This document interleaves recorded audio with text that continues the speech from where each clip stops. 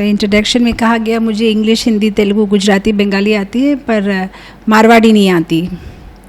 मारवाड़ी में सिर्फ मैं क्या एक ही वर्ड सीखी हूँ, क्या है वो, खनी खनी गमा गमा खनी, बस उसके सिवाय मुझे कुछ नहीं आता मारवाड़ी में। तो बीकानेर के सारे भक्तों को मेरा कोटि कोटि दंडवत प्रणाम। वाञ्छाकल्पतरुभ्यश्च कृपा सिन्धुभ्येव च पतितानां पावनेभ्यो वैष्णवेभ्यो नमो नमः। अनंत कोटि वैष्णववृंद की जय। जगत गुरु श्रील प्रभुपाद की जय। वर्तमान इस्कॉन गुरु वृंद की जय। सो हरे कृष्णा।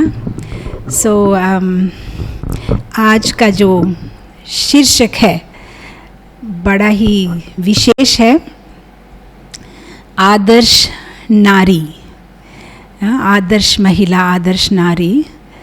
हालांकि यहाँ मुझे नारी तो कोई नहीं दिखाई दे रही है, सब बहुत सुंदर सुंदर क्या लड़कियाँ, छोरियाँ क्या बोलते हैं, सुंदर सुशील प्यारी प्यारी गुड़िया दिखाई दे रही है सारी। लेकिन ये सारी गुड़िया आगे चल के सब जो है नारी बनेगी, आदर्श स्त्री बनेगी और पूरे परिवार को जो है संभालेगी। तो इसलिए बहुत ज़रूरी है कि अभी हम इस पे चर्चा करें, सो दैट जो गलतियाँ हम कर चुके हैं वो आप लोग ना करें और एक सुंदर और एक आनंदमयी भक्ति केंद्रित परिवार का आप जो है चालन करें, सुंदर से आपकी जीवन जो रहे। तो आदर्श नारी, आदर्श स्त्री पे हम चर्चा करेंगे। तो उसके पहले मैं श्रीमद् भागवतम से एक श्लोक लूँगी और उसके अनुवाद और तात्पर्य पढ़ने के बाद हम आज के क्लास में आगे बढ़ेंगे। ओम नमो भगवते वासुदेवाय। ओम नमो भगवते वासुदेवाय। ओम नमो भगवते वासुदेवाय। नारायणं नमस्कृतं नरं चैव नरोत्तमं देवीं सरस्वतीं व्यासं ततो जायो मुदीरये। नष्टप्रायेषु अभद्रेषु नित्यं भागवत सेवया। भगवते उत्तम श्लोके भक्तिर्भवति नैश्चिकी। श्रीमद् भागवतम की जय। तो ये श्लोक श्रीमद् भागवतम के प्रथम स्कंद के 10वें अध्याय का श्लोक नंबर 16 है। प्रसादशिखरारूढाः करुणायोदिदक्षया विवृक्षः कुसुमे कृष्णं प्रेमव्रीडा स्मृते क्षणाम्।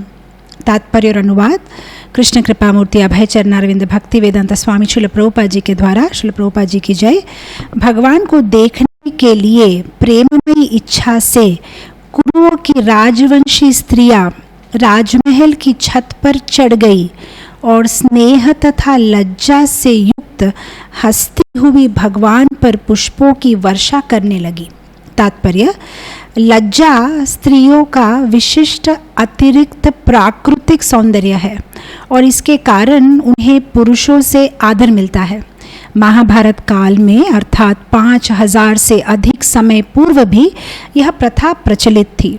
जो लोग विश्व इतिहास से परिचित नहीं है, ऐसे कम बुद्धि वाले लोग ही कहते हैं कि पुरुषों से स्त्रियों का पृथक रखने की प्रथा भारत में मुसलमानों के आगमन में चालू हुई। महाभारत की यह घटना निश्चित रूप से यह सिद्ध करती है कि राजमहल की स्त्रियां पर्दा करती थी, पुरुषों से बहुत कम मिलती थी और वे सब नीचे ना आकर जहाँ कृष्ण थे राजमहल की छत पर चढ़ गई और वहीं से कृष्ण के प्रति सम्मान जताने के लिए उन पर पुष्पों की वर्षा करने लगी। यहाँ यह भी कहा गया है कि महल की छत पर स्त्रियां लज्जा के कारण मुस्कुरा भी रही थी। वह लज्जा स्त्रियों को प्रकृति का वरदान है। इससे उनकी सुंदरता तथा प्रतिष्ठा में वृद्धि होती है, भले ही वे उच्च कुल की ना भी हो या कम सुंदर हो। हमें इसका निजी अनुभव है। एक मेहतरानी स्त्रियोचित लज्जा के कारण अनेक भद्र पुरुषों को की श्रद्धा भाजन बनी हुई थी। सड़क पर घूमने वाली अर्धनग्न नारियां सम्मान नहीं प्राप्त कर पाती, लेकिन एक लज्जाशील मेहतरानी सबों से सम्मान पाती है। मानव सभ्यता मनुष्य को माया के चुंगल में छूटने में महासहायक बनने के लिए है, जैसे कि भारत के ऋषियों मुनियों को संकल्पन था। स्त्री की भौतिक सुंदरता मोह है, क्योंकि शरीर वास्तव में पृथ्वी, जल, अग्नि, वायु इत्यादि से बना हुआ है, लेकिन पदार्थ के साथ जीवन स्फुलिंग का संयोग है, अतएव यह सुंदर लगता है। कोई मिट्टी की गुड़िया के प्रति आकर्ष नहीं होता, यद्यपि यह दूसरों का ध्यान आकृष्ट करने के उद्देश्य से अच्छी क्यों न बनाई गई हो। मृत शरीर में कोई सौंदर्य नहीं होता, क्योंकि कोई भी तथाकथित सुंदर स्त्री के मृत शरीर को स्वीकार नहीं करेगा। अतएव निष्कर्ष यह निकलता है कि आत्मा का स्फुलिंग ही सुंदर है, और आत्मा की सुंदरता से ही मनुष्य बाहर शरीर के सौंदर्य के प्रति आकृष्ट होता है। इसीलिए वैदिक ज्ञान हमें झूठी सुंदरता के प्रति आकृष्ट होने से मना करता है, लेकिन चूंकि अब हम अविद्या के अंधकार में है, अतएव वैदिक सभ्यता स्त्री तथा पुरुष को मिलने की सीमित छूट देती है। वेदों का कहना है कि स्त्री अग्नि तुल्य है और मनुष्य नवनीत मक्खन के समान है। नवनीत अग्नि के संसर्ग में अवश्य पिघलता है, अतएव आवश्यकता पड़ने पर ही उन्हें पास लाना चाहिए, और लज्जा ही अनियंत्रित मिलने जुलने पर प्रतिबंध स्वरूप है। यह प्रकृति का वरदान है और इसका उपयोग होना चाहिए। ओम अज्ञानतिमिरान्धस्य अज्ञानाञ्जनशलाकया चक्षुरुन्मिलितं येन तस्मै श्री गुरवे नमः। बहुत ही सुंदर और महत्वपूर्ण विषय है। आज बहुत सारी कहानियाँ नहीं बताऊंगी, सिंपल सी चर्चा होगी। हमारे मोदी जी नहीं बोलते मन की बात, चाय पे चर्चा, बस आज ऐसे ही आप लोगों के साथ एक चर्चा करूंगी। एक सिंपल सी बात जो मेरे मन में आ रही है जब हम ये श्लोक पढ़ते हैं। कितनी सुंदर बात यहाँ पे प्रभुपाद जी बता रहे हैं कि लज्जा जो है वे नेचुरल ब्यूटी है, स्त्री का एक आभरण है, एक आभूषण है। और ये बात अगर हम आजकल की लाइफ में उपयोग करें तो लोग सोचेंगे कि हम बहुत ओल्ड फैशन है, लेकिन हमारे शास्त्र में जो भी कहा गया है वो बहुत ही लॉजिकल और बहुत ही साइंटिफिक है।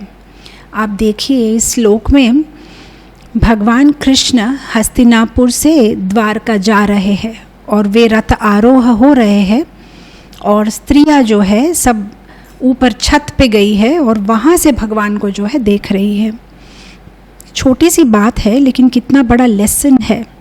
यहाँ पे महिलाओं का सदाचार के बारे में बताया गया है। सदाचार, सद माने गुड, आचार माने बिहेवियर, एटिकेट जैसे हमको कहते हैं ना वैष्णव एटिकेट, वैसे ही गर्ल्स, लेडीज़, महिलाओं का क्या एटिकेट होना चाहिए, उन्हें कैसे बात करनी चाहिए, कैसे बोलना चाहिए, कैसे हंसना चाहिए, कैसे उठना चाहिए, कैसे बिहेव करना चाहिए।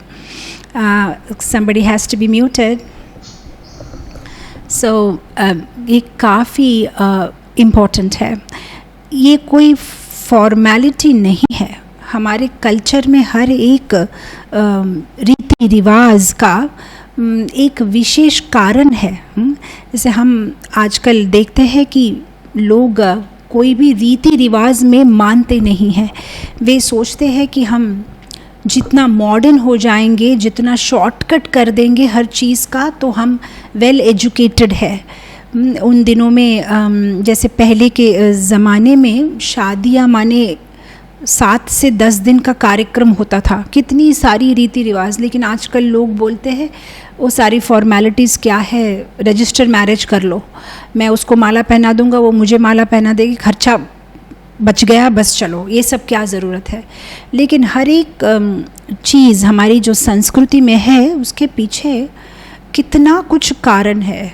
ये जो शादी का ये जो पवित्र रिश्ता, दो पति पत्नी के बीच में जो ये बंधता है, अग्नि के साक्षी, अग्नि को साक्षी मानते हुए जो वे फेरे लेते हैं, कितने सारे प्रण लेते हैं, एक दूसरे को वचन देते हैं। मुझे लगता नहीं है कि आजकल शादियों में शायद उनको पता भी हो कि वे क्या वचन दे रहे हैं एक दूसरे से। कितने सारे वचन होते हैं उसमें, एक दूसरे का ध्यान रखने का। पति वचन लेता है कि मैं हर चीज़ में पत्नी से मंत्रणा लूँगा, उसकी भी जो है एडवाइस लूँगा, मैं उसका पोषण करूँगा, मैं उसका उत्तरदायित्व लूँगा। और पत्नी भी व्रत लेती है, पत्नी भी जो है प्रॉमिस करती है कि मैं जो है हर धर्म के कार्य में पति का साथ दूंगी। और इतना सुंदर जो है अपने पति के परिवार के जो लोग हैं उनके साथ सद्व्यवहार करूंगी। ऐसी कितनी सुंदर सुंदर एक दूसरे को वचन देते हुए वे आगे बढ़ते हैं। और नॉट ओनली दैट, ये पूरा जो सिचुएशन है उसमें एल्डर्स की ब्लेसिंग्स लेना और सब की ब्लेसिंग्स और आशीर्वाद के साथ अग्नि को साक्षी मानते हुए इस पवित्र संबंध में आगे पैर बढ़ाना।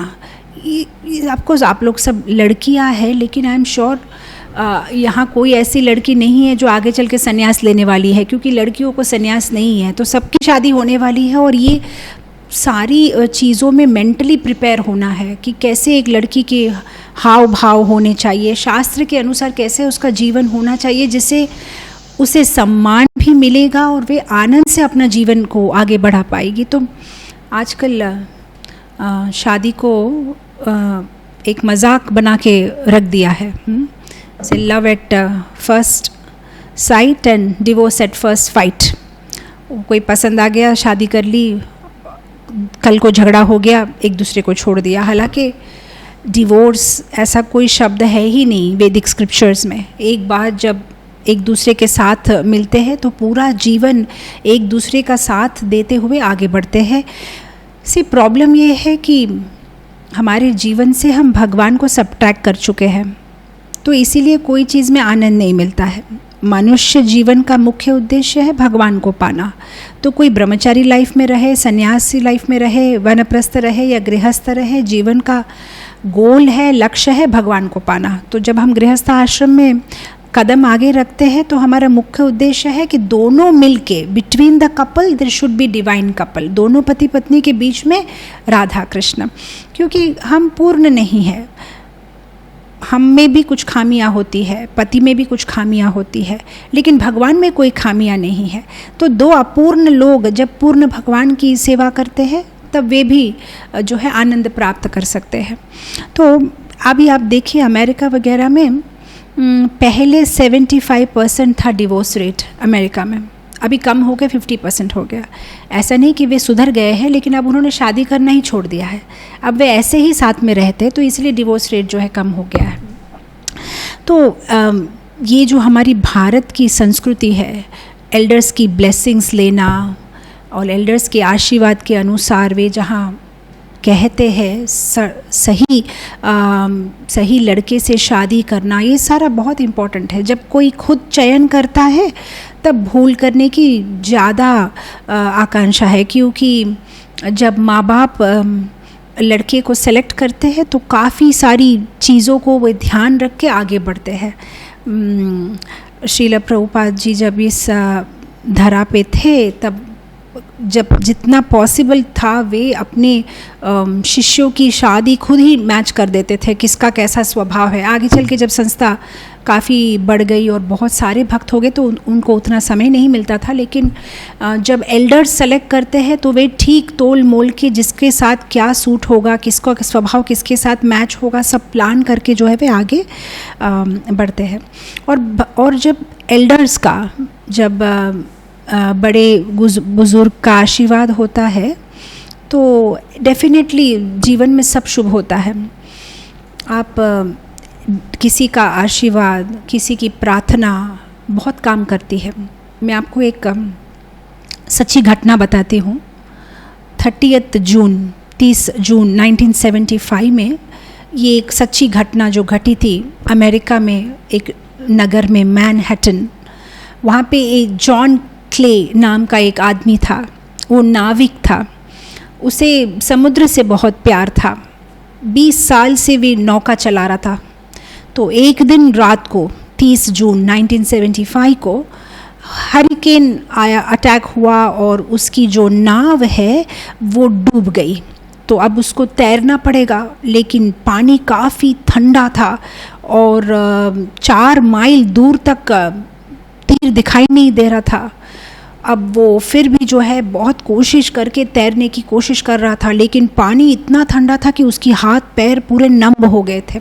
तो उस टाइम में तैरते तैरते उसकी नज़र पड़ी एम्पायर स्टेट बिल्डिंग पे, और एम्पायर स्टेट बिल्डिंग से जो लाइट आ रही थी उसे काफ़ी प्रोत्साहित कर रही थी, और वो पता नहीं एक अजीब सी शक्ति आ रही थी, और वो तैरने लगा।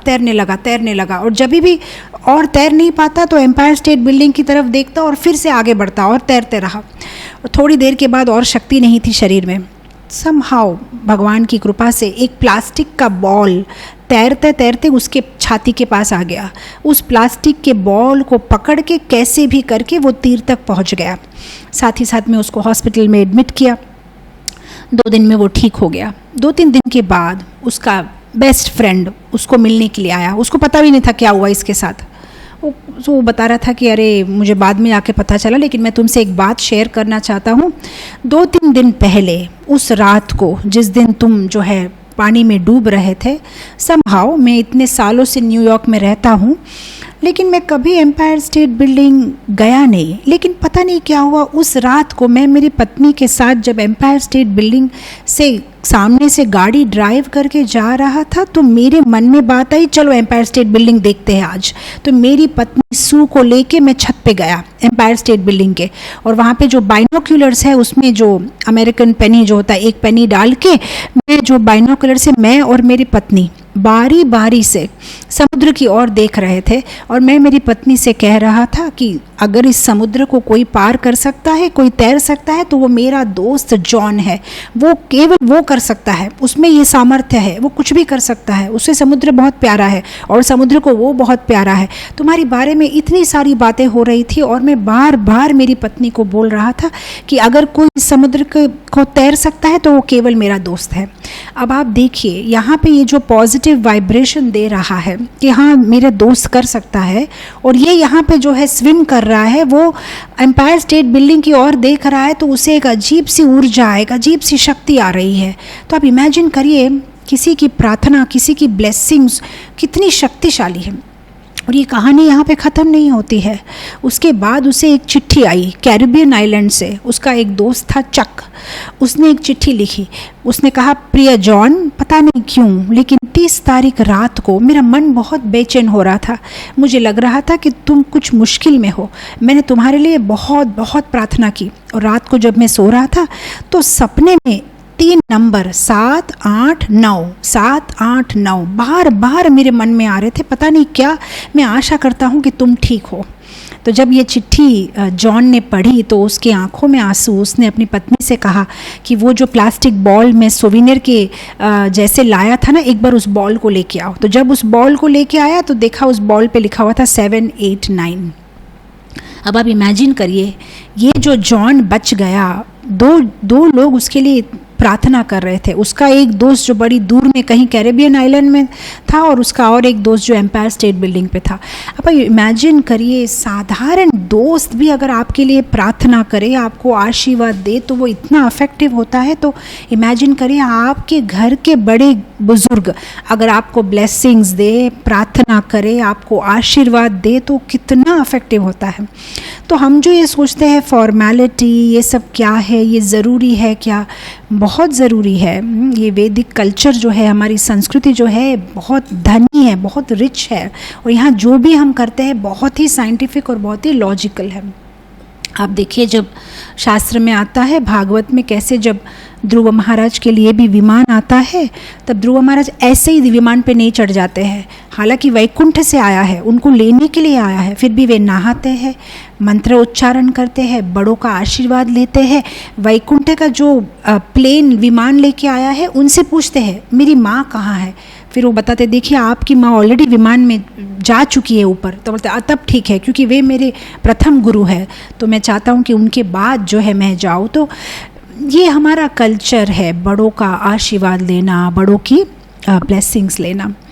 तो यहाँ पे मैंने कुछ गुण लिखे हैं, क्या गुण हम में होने से हमारा जीवन आनंदमय होगा और हम एक आदर्श परिवार की स्थापना कर पाएंगे। क्या गुण होने चाहिए एक स्त्री में, एक नारी में, एक लड़की में, क्योंकि पुरुषों से भी ज़्यादा नारी के हाथ में, इंग्लिश में कहावत है ना, the hand that rocks the cradle rules the world. जो हाथ झूला, जो बच्चों को झूला झुलाते हैं ना, उस हाथ में बहुत शक्ति है। और अगर नारी में अच्छे गुण हो, एक स्त्री में अच्छे गुण हो, तो पूरा परिवार को वो जो है सुंदर बना सकती है। तो सबसे पहले मैंने लिखा है यहाँ पे पवित्रता, ये गुण बहुत ज़रूरी है एक स्त्री में। पवित्रता माने अंदर से भी और बाहर से भी। बाहर से पवित्रता माने स्नान करना, क्लीन रहना बहुत ज़रूरी है। लेडीज़ को हमेशा क्लीन रहना चाहिए। श्रील प्रभुपाद सबको बोलते थे, लेडीज़ को ही नहीं, वे कहते थे कि अगर हम जो ये प्रचार मूवमेंट में है, first you dress then you address, पहले ड्रेस करो उसके बाद एड्रेस, उसके बाद बात करो। नीट एंड क्लीन रहना चाहिए, पवित्र रहना चाहिए। और एक है अंदर की पवित्रता, ये बहुत इम्पॉर्टेंट है।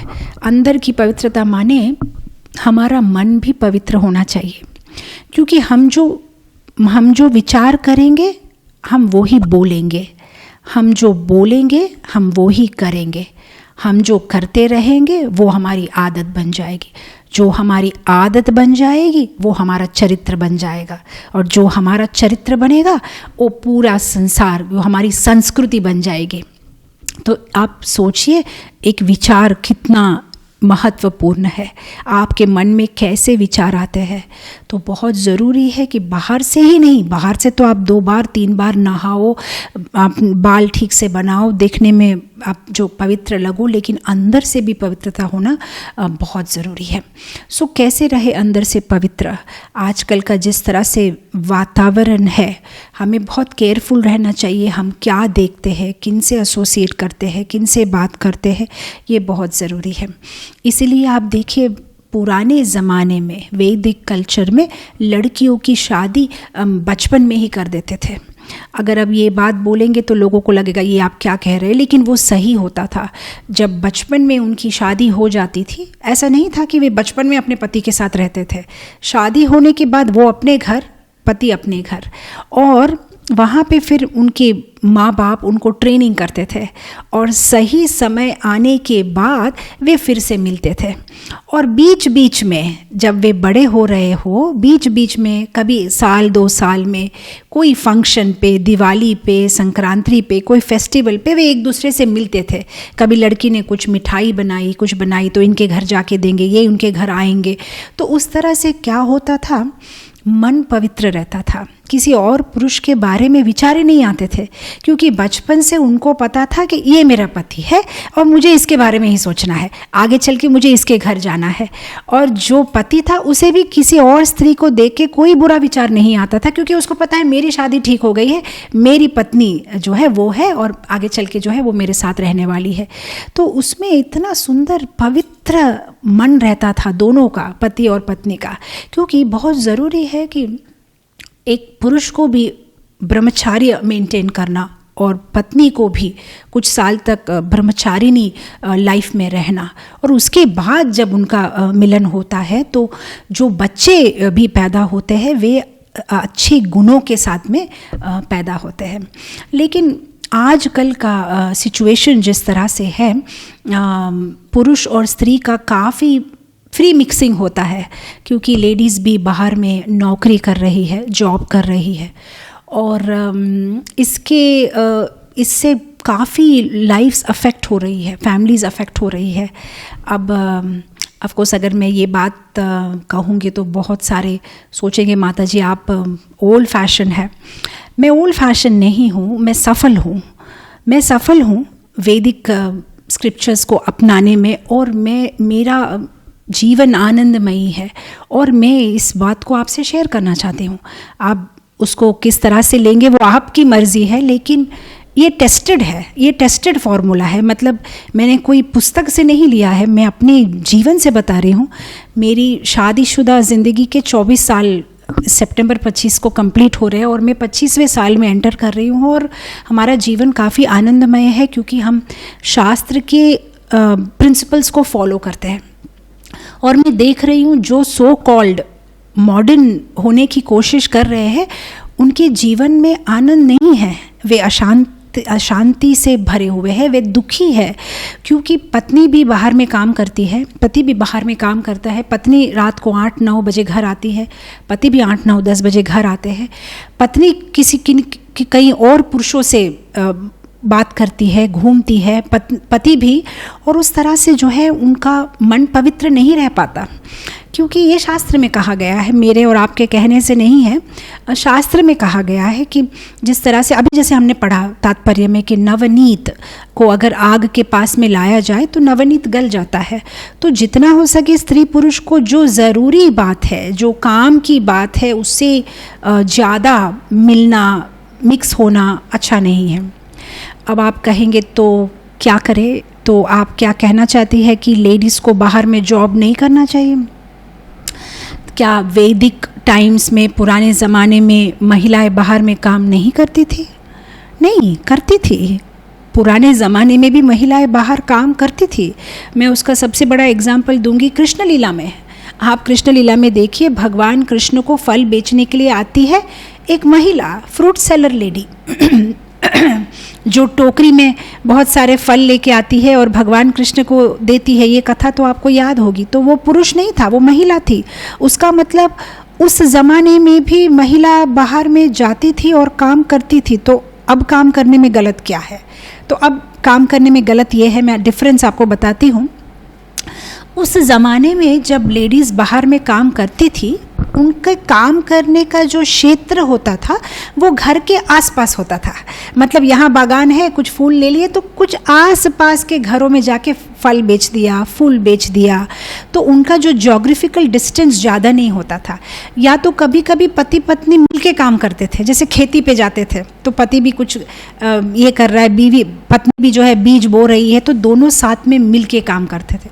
और कभी कभी क्या होता था, कॉटेज इंडस्ट्री, जैसे जो महिलाएं हैं वे अपने घर में कभी कुछ पापड़ बना दिया, अचार बना दिया, बस उसको बेचना, तो ये होता था। लेकिन जब भारत में इंडस्ट्रियलाइजेशन आया, मैकेनाइजेशन हो गया, तब क्या हो गया, प्रोडक्शन बढ़ गया। और उसके बाद में जो ये इंडस्ट्रियल यूनिट्स खुलने लगी तो जो पुरुष थे उनको भी अपने घर से दूर जाके काम करना पड़ा। और फिर जब स्त्रियां भी उनके जैसे घर से दूर जाने लगी तो तब परिवार में डिस्टर्बेंस आना शुरू हो गया। और दूसरा बात, मैकेनाइजेशन से क्या हो गया, पहले क्या होता था, जेंडर कॉम्पैटिबल काम करते थे। मतलब लड़कियां वजन नहीं उठा सकते, लड़के वजन उठा सकते, लड़कों को वो काम, लड़कियों को और।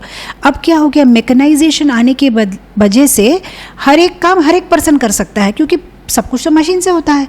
तो उस काम लड़की भी कर सकती है, लड़का भी कर सकती है। तो अब देर देर रात तक लड़कियों को भी रहना पड़ता है, बीपीओज़ में, दूसरे सर्विसेज में नाइट ड्यूटीज़ करनी पड़ती है, कभी लेट नाइट तक काम करना पड़ता है और अपने परिवार से दूर जाके काम करना पड़ता है। तो उस तरह से जो है पूरा परिवार डिस्टर्ब हो जाता है। तो जो हमारे ट्रेडिशनल हाउस वाइफ्स जो हमने देखे हैं जब हम छोटे थे जॉइंट फैमिली में, या हमारे जो दादा दादी वगैरह का जो जीवन देखा था, वो काफ़ी खुशहाल था। एक होम मेकर, एक पत्नी का बहुत सुंदर रोल होता था। सुबह जल्दी उठना, रंगोली बनाना, खाना बनाना, पति को ऑफिस भेजना, बच्चों को तैयार करके भेजना, उनके जाने के बाद घर की सफाई करना। अब तो MTR मसाला, बादशाह मसाला, प्रिया मसाला आ गया, लेकिन उन दिनों में वो मसाला बांट के रेडी रखना। घर के जो बड़े हैं उनके पास में रामायण पढ़ना, और जाने के बाद शाम को धूप लगाना, घर में दीप जलाना, फिर रात के खाने की तैयारियां करना, घर के जो पशु थे, गाय या भैंस या जो है उनकी रक्षा करना। एक सुंदर सा वातावरण था घर में। और जैसे हम बड़े हुए थे जॉइंट फैमिली में, तो हमने देखा है जो लेडीज़ होती थी उनको काफ़ी इमोशनल सपोर्ट भी मिलता था। दूसरी लेडीज़ से बात करना, कुछ मन में आया, अपनी कुछ मन में दुख है या कुछ भी है तो किसी और से शेयर करना। अब क्या हो जाता है कि लेडीज़ अकेली है घर में, या तो बाहर में काम कर रही है, नहीं कर रही है तो चार दीवारी में वो अकेली है और वेट करती है कि पति कब आएगा, और जैसे ही वो ऑफिस से आते हैं उसको हज़ारों बातें करने का दिल करता है क्योंकि उसने पूरा दिन किसी से बात नहीं किया, तो बोर हो जाती है। और पति सोचता है कि मैं अभी अभी थक के आया, ये फिर एकदम मेरे पे चालू हो गई है, तो कोई भी खुश नहीं रह पाता है। लेकिन उन दिनों में इतना ज़्यादा इमोशनल सपोर्ट होता था जॉइंट फैमिली में कि लेडीज़ जो है बहुत सेटिस्फाइड रहती थी। पूरा दिन जेठानी से देवरानी से गप्पे मारा, साथ में बातचीत किया, हंसा रोया, कितना कुछ हो गया। उसके बाद रात को जाके पति आने से तब तक उसकी ऑलरेडी मतलब थक गई है, पूरा दिन का इतना आनंद किया। तो ये सारे जो है हमारा कल्चर अभी डिस्ट्रॉय हो गया है बिकॉज ऑफ मॉडर्नाइजेशन। और ये जो बाहर में काम करते हैं, दूसरे लोगों से फिज़िकली मिक्स होते हैं, हैंड शेक करना या जो मॉडर्नली हक करना, बात करना, ये मन को, शरीर को दूषित कर देती है। और जिसका मन और शरीर दूषित होता है उसका एम्पावरमेंट नहीं होता, उसकी शक्ति नहीं होती है, उसमें उसको हैप्पीनेस नहीं मिलती। जैसे आप देखिए पुराण में से अगर मैं आपको कथाएं बताऊँ, कैसे एक नारी की इतनी शक्ति होती थी कि एक कथा आती है, आई थिंक आत्री मुनि अनुसुईया के बहन की कथा आती है। कैसे उनके पति जो है वे हैंडीकैप थे और वो एक जो है बास्केट में उनको लेके घूमती थी, और एक बार गलती से मार्कंडेय ऋषि को पैर लग गया। तो मार्कंडेय ऋषि ने बोला कि ये कल मर जाएगा, कल का सूर्य उदय के साथ ये मर जाएगा। तो इसकी इतनी पतिव्रता नारी थी वो कि उसने कहा कल का सूर्य उदय होगा ही नहीं। और क्योंकि उसने कह दिया सर सूर्य उदय हुआ ही नहीं, और सारे देवता आके उसे प्रे करने लगे कि आप ऐसा मत करो, सूर्य उदय होने दो। और फिर उसके बाद काफ़ी रिक्वेस्ट होने के बाद में फिर जो है सूर्य उदय हुआ और उनके पति को जो है आशीर्वाद मिला कि नहीं उनको कुछ नहीं होगा। तो उतना पावर था उन दिनों में लेडीज़ का बिकॉज ऑफ देयर प्योरिटी। दूसरी बात है कि बाहर में काम करने में कोई गलती नहीं है, लेकिन प्रॉब्लम यह है कि लेडीज़ बाय नेचर जो है उनका स्वभाव वाम स्वभाव होता है, मतलब बहुत ही मीठा स्वभाव, प्यारा स्वभाव होता है, और वे बहुत जल्दी दूसरों की बातों में आ जाती है। जैसे आप देखिए द्रौपदी, हाँ, उसको पहले तो गुस्सा आया कि मेरे 5 बेटों को मार दिया। तो जब अश्वत्थामा को लेके आया अर्जुन, अभी इसका क्या किया जाए, तब द्रौपदी ने कहा माफ़ कर दो, बेचारा गुरुपुत्र है, छोड़ दो, कोई बात नहीं, ब्राह्मण है, ब्राह्मण पुत्र है, छोड़ दो। नहीं, मैं नहीं चाहती कि कृपि रोए अपने बेटे की मौत देके, नहीं उसको छोड़ दो। अब क्या किया द्रौपदी ने, गलती कर दी ना, क्योंकि छोड़ दिया। फिर अश्वत्थामा ने ब्रह्मास्त्र फेंका परीक्षित को उत्तरा के गर्भ में मारने के लिए। तो वाम स्वभाव, सीता माता का वाम स्वभाव।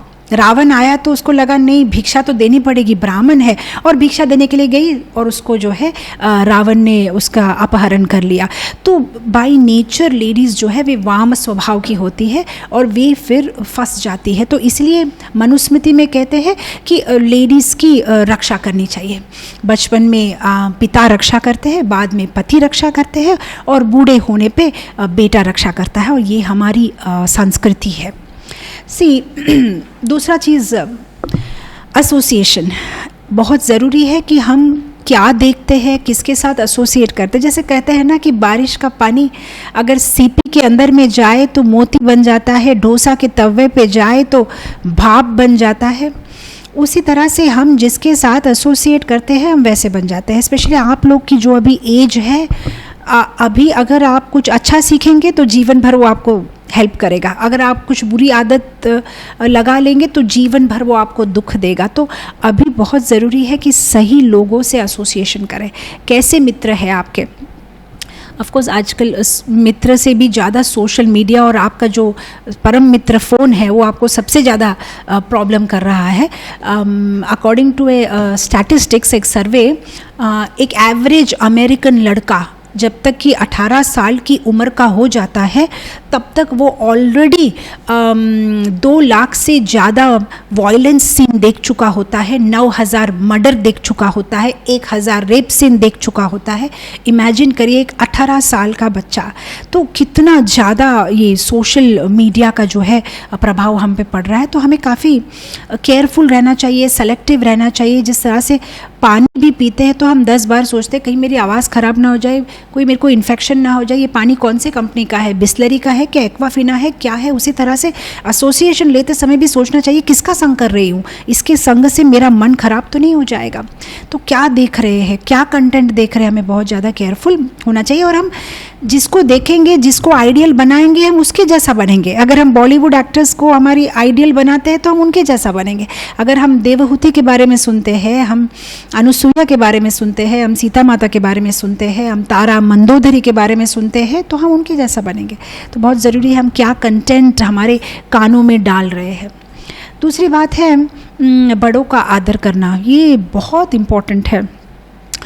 सत्यभामा एक बार द्रौपदी से पूछती है कि हम कोशिश करते हैं कृष्ण को खुश रखने के लिए, लेकिन आपसे सीखना चाहते हैं। 5 पति है और सब आपको इतना आदर देते हैं, हालांकि उनकी और भी पत्नियां हैं, लेकिन 5 पांडव आपको इतना आदर क्यों देते हैं। तब द्रौपदी बहुत सारी चीज़ें बताती है सत्यभामा को कि एक पत्नी का रोल क्या होना चाहिए। तो वो कहती है कि मैं सुबह सबसे पहले उठती हूँ, रात को सबके बाद सोती हूँ, मेरे पति के जितने भी जो परिवार के सदस्य हैं उनका मान करती हूँ, मैं कभी भी बड़ों के सामने जवाब नहीं देती हूँ। और ऐसे करके बहुत ही सुंदर सुंदर बातें बताती है। और एक बात जो मुझे बहुत अच्छी लगी, द्रौपदी कहती है कि मैं बिना मांगे एडवाइस नहीं देती हूँ। मेरे पति अगर मुझे पूछते हैं तुम क्या सोचती हो इसके बारे में, तभी जाके मैं मुंह खोलती हूँ, मैं बिना मांगे किसी भी चीज़ का एडवाइस नहीं देती हूँ। तो ये एक बहुत इम्पॉर्टेंट पॉइंट है, क्योंकि भगवान ने ऐसा बनाया है, भगवान ने पुरुष को जो है अहंकार से बनाया हुआ है, मतलब उनका एक ईगो होता है, और जो स्त्रियां है उनको अलग तरीके से बनाया हुआ है। स्त्रियों का जो है वे कोमल होती है, वो प्यार करना जानती है, प्यार देना जानती है, वे लॉजिकल नहीं होती है, वे इमोशनल होती है। और जो मेन होते हैं वे थोड़े से ईगोइस्टिक होते हैं। क्योंकि ये सिर्फ एक लड़कियों का सेशन है, तो मैं काफ़ी खुल के बातें बता रही हूँ कि ये मेन का साइकोफिजिकल नेचर होता है।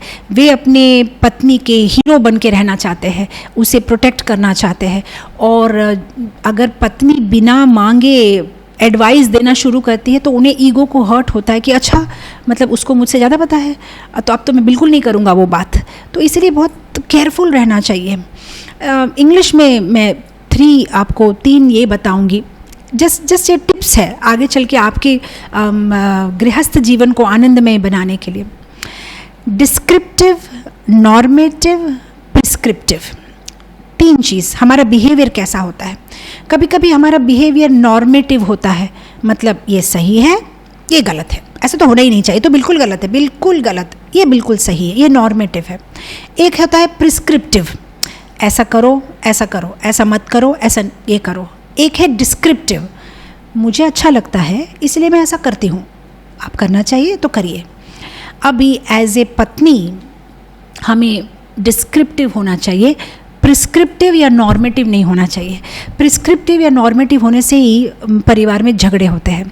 फॉर एग्जाम्पल, अगर आप भक्ति करना चाहती हैं और आपके पति भक्त नहीं हैं, उनको भक्ति जीवन में इंटरेस्ट नहीं है, अगर आप नॉर्मेटिव हो जाओगे, हाँ आप चांटिंग नहीं करते, और फिर तो आप बिल्कुल गलत करते हो, हाँ आप प्याज लहसुन खाते हो, हाँ तो हो गया, ये क्या कर रहे हो आप नॉर्मेटिव। आप उसको बोलो ये सही है ये गलत है, उसको और भी गुस्सा आएगा। या तो आप उसको एडवाइस दोगे, देखो तुम 4 माला करो। मैं बहुत बार देखती हूँ, कुछ माता जी है ना, कोई हस्बैंड वाइफ आते हैं ना, तो मुझे बोलते माता जी देखिए ना, मैं रोज़ उनको बोलती हूँ माला करने के लिए, बिल्कुल नहीं करते। अब तो बिल्कुल ही नहीं करेंगे क्योंकि आपने ऐसा कहा, क्योंकि उन्हें पसंद नहीं है किसी का प्रिस्क्रिप्शन लेना, तुम माला करो, तुम ये करो, तुम ये मत करो।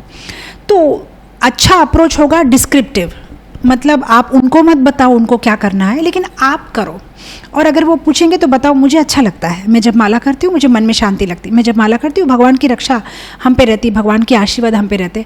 तो जब आप करके दिखाओगे और आप करते हुए आनंद पा रहे हो तो वो अपने आप इंस्पायर होंगे करने के लिए। लेकिन अगर आप उनको एज ए बॉस बताओगे ये करना ही चाहिए, ये करना ठीक रहेगा, फिर तो वो बिल्कुल नहीं करेंगे। तो ये छोटी छोटी टिप्स अगर आप अपने जीवन में अपना सको तो आपका जीवन कितना सुखमय होगा। तो बड़ों का आदर करना, बहुत बार ये क्वेश्चंस मुझे आते हैं, माता जी आपने बोला पति का आदर करना चाहिए, उसकी बातें सुननी चाहिए, लेकिन मेरा पति तो भक्त नहीं है और वो मुझे मांस मच्छी कुकिंग करने के लिए कहता है या मंदिर नहीं जाने देता, तो मुझे क्या करना चाहिए? तो मैं बहुत बार ये बता चुकी हूँ कि बेशक आपका पति भक्त ना हो, फिर भी उसकी आज्ञा का पालन करना चाहिए। अब आप कहेंगे फिर तो अगर हम मांस मच्छी बनाते हैं तो दोष होगा। ये बहुत ही क्या बोलते हैं ना, बहुत ही सेंसिटिव बात है। यूजुअली जब आप भक्ति में आते हो उसके बाद भी अगर आपका पति बोलता है कि नहीं तुम मीट बनाओ या कुकिंग करो या ये बनाओ, बेसिकली वो चेक करना चाहता है कि आप कितना उसकी बात सुन रहे हो।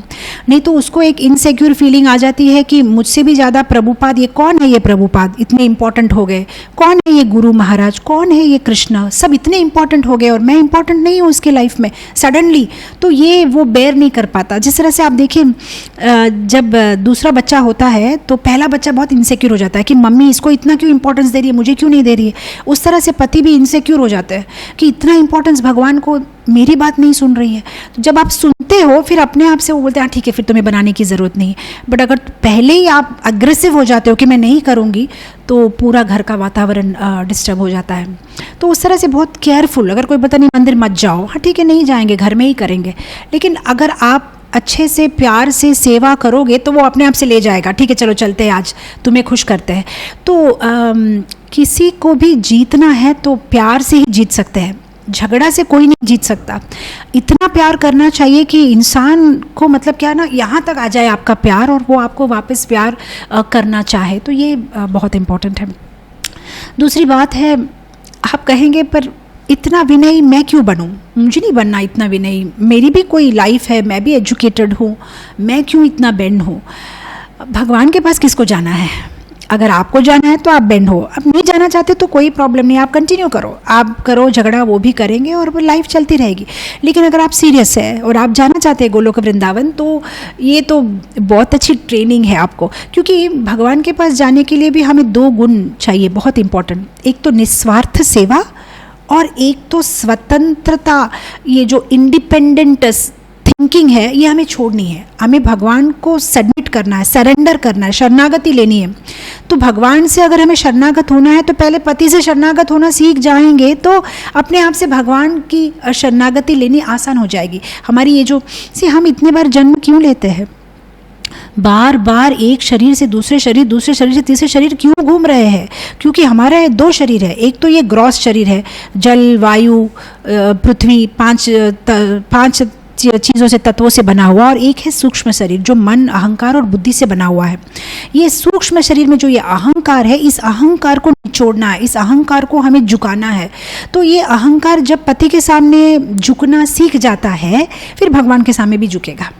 और स्पेशली जब बच्चे हो जाते हैं लाइफ में, फिर निस्वार्थ जीवन जीने की भी ट्रेनिंग हो जाती है, क्योंकि फिर आप निस्वार्थ, अगर दो ही चपाती है तो सबसे पहले आप सोचोगे पहले मेरे बेटे को दे देते हैं। आप वृंदावन जाना चाहते हो, बच्चे की एग्जाम से आपको रुक जाना पड़ेगा। धीरे धीरे निस्वार्थ जीवन, दूसरे के लिए आपको जो अच्छा लगता है उसका सैक्रिफाइस करना, बस ये दो गुण अगर किसी में आ जाते हैं तो वो अच्छे भक्त बन जाते हैं और गोलोक धाम जा सकते हैं। तो ये तो हमारा ट्रेनिंग हो रहा है हस्बैंड के साथ और परिवार के साथ जब हम रहते हैं। स्त्रियों को ये अपॉर्चुनिटी है निस्वार्थ सेवा करना सीखना, और विनयी होना सीखना, और सरेंडर शरणागति लेना, जैसे कहे वैसे मान के चलना, अपनी इंडिपेंडेंट थिंकिंग को कम करना। अगर हम ये कर सकते हैं तो we can become such beautiful beautiful devotees. दूसरी बात है कि स्त्रियों में बहुत ज़्यादा शक्ति है, स्त्रियाँ एनर्जी है, और इस एनर्जी से ही पुरुष काम कर सकता है। जैसे बोलते हैं ना, behind every successful man there is a woman. स्त्री इतनी पावरफुल होती है। आप देखिए श्रीमद् भागवतम के 5वें स्कंद के 2 अध्याय के 5वां श्लोक, वहाँ पे पूर्वचित्ती अप्सरा के बारे में आता है, कैसे वो चलती है तो उसके पायल के घुंघरू के आवाज़ से अग्निधर की तपस्या खराब हो जाती है। आप देखिए 3 स्कंद में देवहूति के बारे में आता है, कैसे देवहूति गेंद से खेल रही है छत के ऊपर में, तो विश्ववासु गंधर्व है अपने विमान से नीचे गिर जाता है उसकी सुंदरता देख के। अब आप देखोगे ये सारे भागवत में जो आते हैं, कभी आप इसका उल्टा नहीं देखोगे कि कोई आदमी कोई गेंद से खेल रहा था और कोई स्त्री उसको देख के गिर गई। ये जो है सिर्फ पुरुषों में होता है, क्योंकि स्त्रियां बहुत पावरफुल होती है, बहुत अट्रैक्टिव होती है, और वे वो अपनी एनर्जी से जो है एक पुरुष को एम्पावर कर सकती है। बस सही जगह पे उसे जो है अपनी एनर्जी को यूज़ करना है। या तो वे किसी के जीवन पूरा पूरा ख़राब कर सकती है, या तो पूरा पूरा उसके जीवन को सुंदर बना सकती है, वो उसके हाथ में है। तो ये हमें याद रखना चाहिए कि बहुत इम्पोर्टेंट है स्त्रियों में ये सहनशीलता, दया, प्यार, क्योंकि जिस तरह से स्पाइन नहीं होता शरीर में, उस तरह जो रीढ़ की हड्डी बोलते हैं ना, वो पीछे रहती है लेकिन शरीर को सुंदरता देती है। अगर रीढ़ की हड्डी बोलेगी मैं आगे आऊँगी तो पूरी शरीर की सुंदरता खराब हो जाएगी। उस तरह से स्त्री जो है बैकबोन होती है हर फैमिली की, और वो बैक में ही सुंदर लगती है और पूरे परिवार को एक सुंदर स्वरूप देती है। दूसरा important point, become a giver. हाँ, मैं बहुत बार देखती हूँ, अगर मैं लोगों से पूछती हूँ आप शादी क्यों करना चाहते हैं, वे कहते हैं क्योंकि मैं खुश रहना चाहती हूँ, मुझे खुशी चाहिए। फिर तो आपकी शादी अनसक्सेसफुल रहेगी, क्योंकि अगर आप शादी सुख के लिए, मुझे सुख मिलेगा इसलिए मैं शादी करूँगी, तो आपको सुख नहीं मिलेगा। अगर आप ऑलरेडी सुखी है, मैं बहुत खुश हूँ और मैं ये खुशी किसी के साथ बांटना चाहती हूँ इसलिए शादी करना चाहती हूँ, तो आप खुश रहेंगे, क्योंकि आप ऑलरेडी सुखी है। आप दूसरों को सुख देना चाहती है, लेकिन आप दुखी है और आप जो सोचते हैं कि मैं इससे शादी करूँगी तो मैं सुखी बन जाऊँगी, तो आप कभी सुखी नहीं बनेंगे। अगर आप देना चाहते हो तो आपकी शादी सक्सेसफुल होगी। दूसरी बात, सिर्फ थोड़ा बहुत कॉम्प्रोमाइज़ ज़रूरी है। आप देखिए विदेश में ये कॉम्प्रोमाइज़ वे नहीं कर रहे हैं तो कितना सफ़र कर रहे हैं। मैं अदर डे एक आर्टिकल पढ़ रही थी कि ऑस्ट्रेलिया में बहुत सारी स्कूलों में 50% बच्चे सिंगल पेरेंट के बच्चे हैं, या तो माँ है या तो बाप है। वो देख ही नहीं पा रहे हैं एक सुंदर परिवार क्या होता है, वे परिभाषा जानते ही नहीं है, उनका ब्रॉटअप ही ऐसा हुआ है, और इससे पूरा सोसाइटी का पतन होगा। इसलिए तो आप देखिए अर्जुन विषाद योगा, भगवत गीता के प्रथम अध्याय में अर्जुन क्या बोलता है, कुलस्त्री, ये जब हम इतना बड़ा युद्ध होगा, इतने लोग मारे जाएंगे, तो उनकी पत्नियां जो है वे अभद्र संग करेगी, और फिर जो बच्चे पैदा होंगे उनको कोई प्यार नहीं देगा, उन्हें कोई जो है केयर नहीं देगा, और फिर वे जो है आगे चल के पूरा सोसाइटी को ख़राब करेंगे। तो वर्णशंकर होगा। इसलिए मैं मारना नहीं चाहता, क्योंकि बहुत इम्पॉर्टेंट है, लेडीज़ का रोल जो है बहुत इम्पॉर्टेंट है। तो मैं एक 10 मिनट में आपको एक 4 इम्पॉर्टेंट पॉइंट बताना चाहती हूँ एज गर्ल्स। आप ये 4D जो है अपने लाइफ में याद रखिए। 4Ds अगर आप अपनी लाइफ में अपनाएंगे तो you can have a happy life. D for discrimination, D for determination, D for discipline and D for devotion. ये 4 चीज़। डिस्क्रिमिनेशन, एज लड़कियाँ आपको बहुत केयरफुल होना चाहिए। आप जो भी करती है सोच और समझ के करना चाहिए। कोई भी चीज़ बस ऐसे ही, जैसे बोलते हैं ना, 2 चीज़ है, श्रेयस और प्रयास। कुछ चीज़ आपको इमीडिएट आनंद देती है और वो आपको अट्रैक्ट करती है, अरे ये कर लूँगी तो कितना मज़ा आएगा। कुछ चीज़ें अभी आनंद नहीं देती है लेकिन आगे चल के उसका बहुत बड़ा फ़ायदा होने वाला है। तो हमें हमेशा सेकंड ऑप्शन सेलेक्ट करना चाहिए।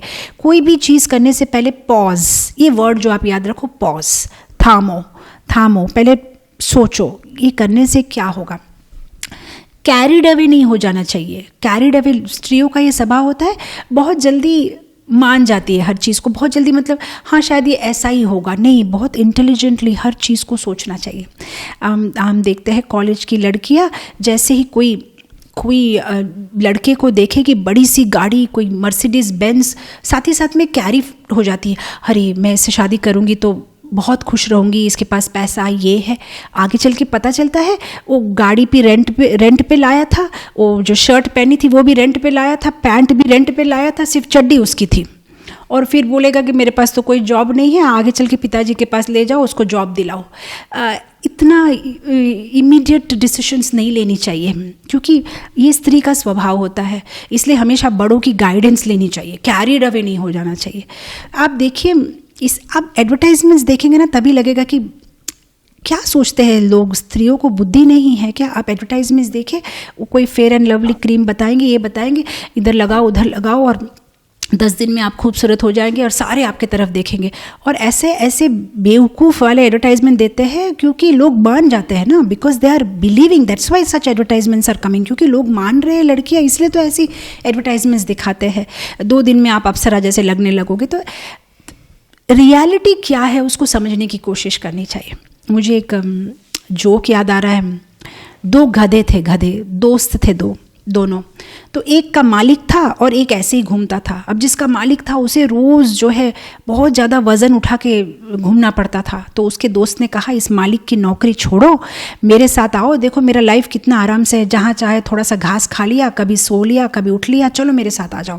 बोला नहीं मैं नहीं आ सकता। बोला क्यों? बोला तुम्हें पता है मेरा मालिक हर 2 दिन उसकी बेटी को डांटता है, कहता है कि तुम अगर अच्छे से पढ़ाई नहीं करोगे तो इस गधे के साथ तुम्हारी शादी करा दूंगी, हो सकता है मेरे साथ शादी करा दे, मैं इस इंतज़ार में बैठा हुआ हूँ।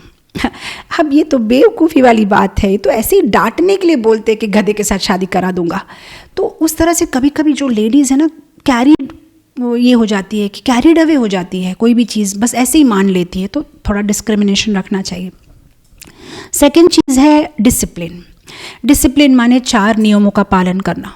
अब ये बहुत ज़रूरी है, जैसे अभद्र पुरुष संग, अननेसेसरी मिक्सिंग नहीं होना चाहिए, और जो चीज़ें नहीं खानी चाहिए वो नहीं खानी चाहिए। थोड़ी डिसिप्लिन रखनी चाहिए।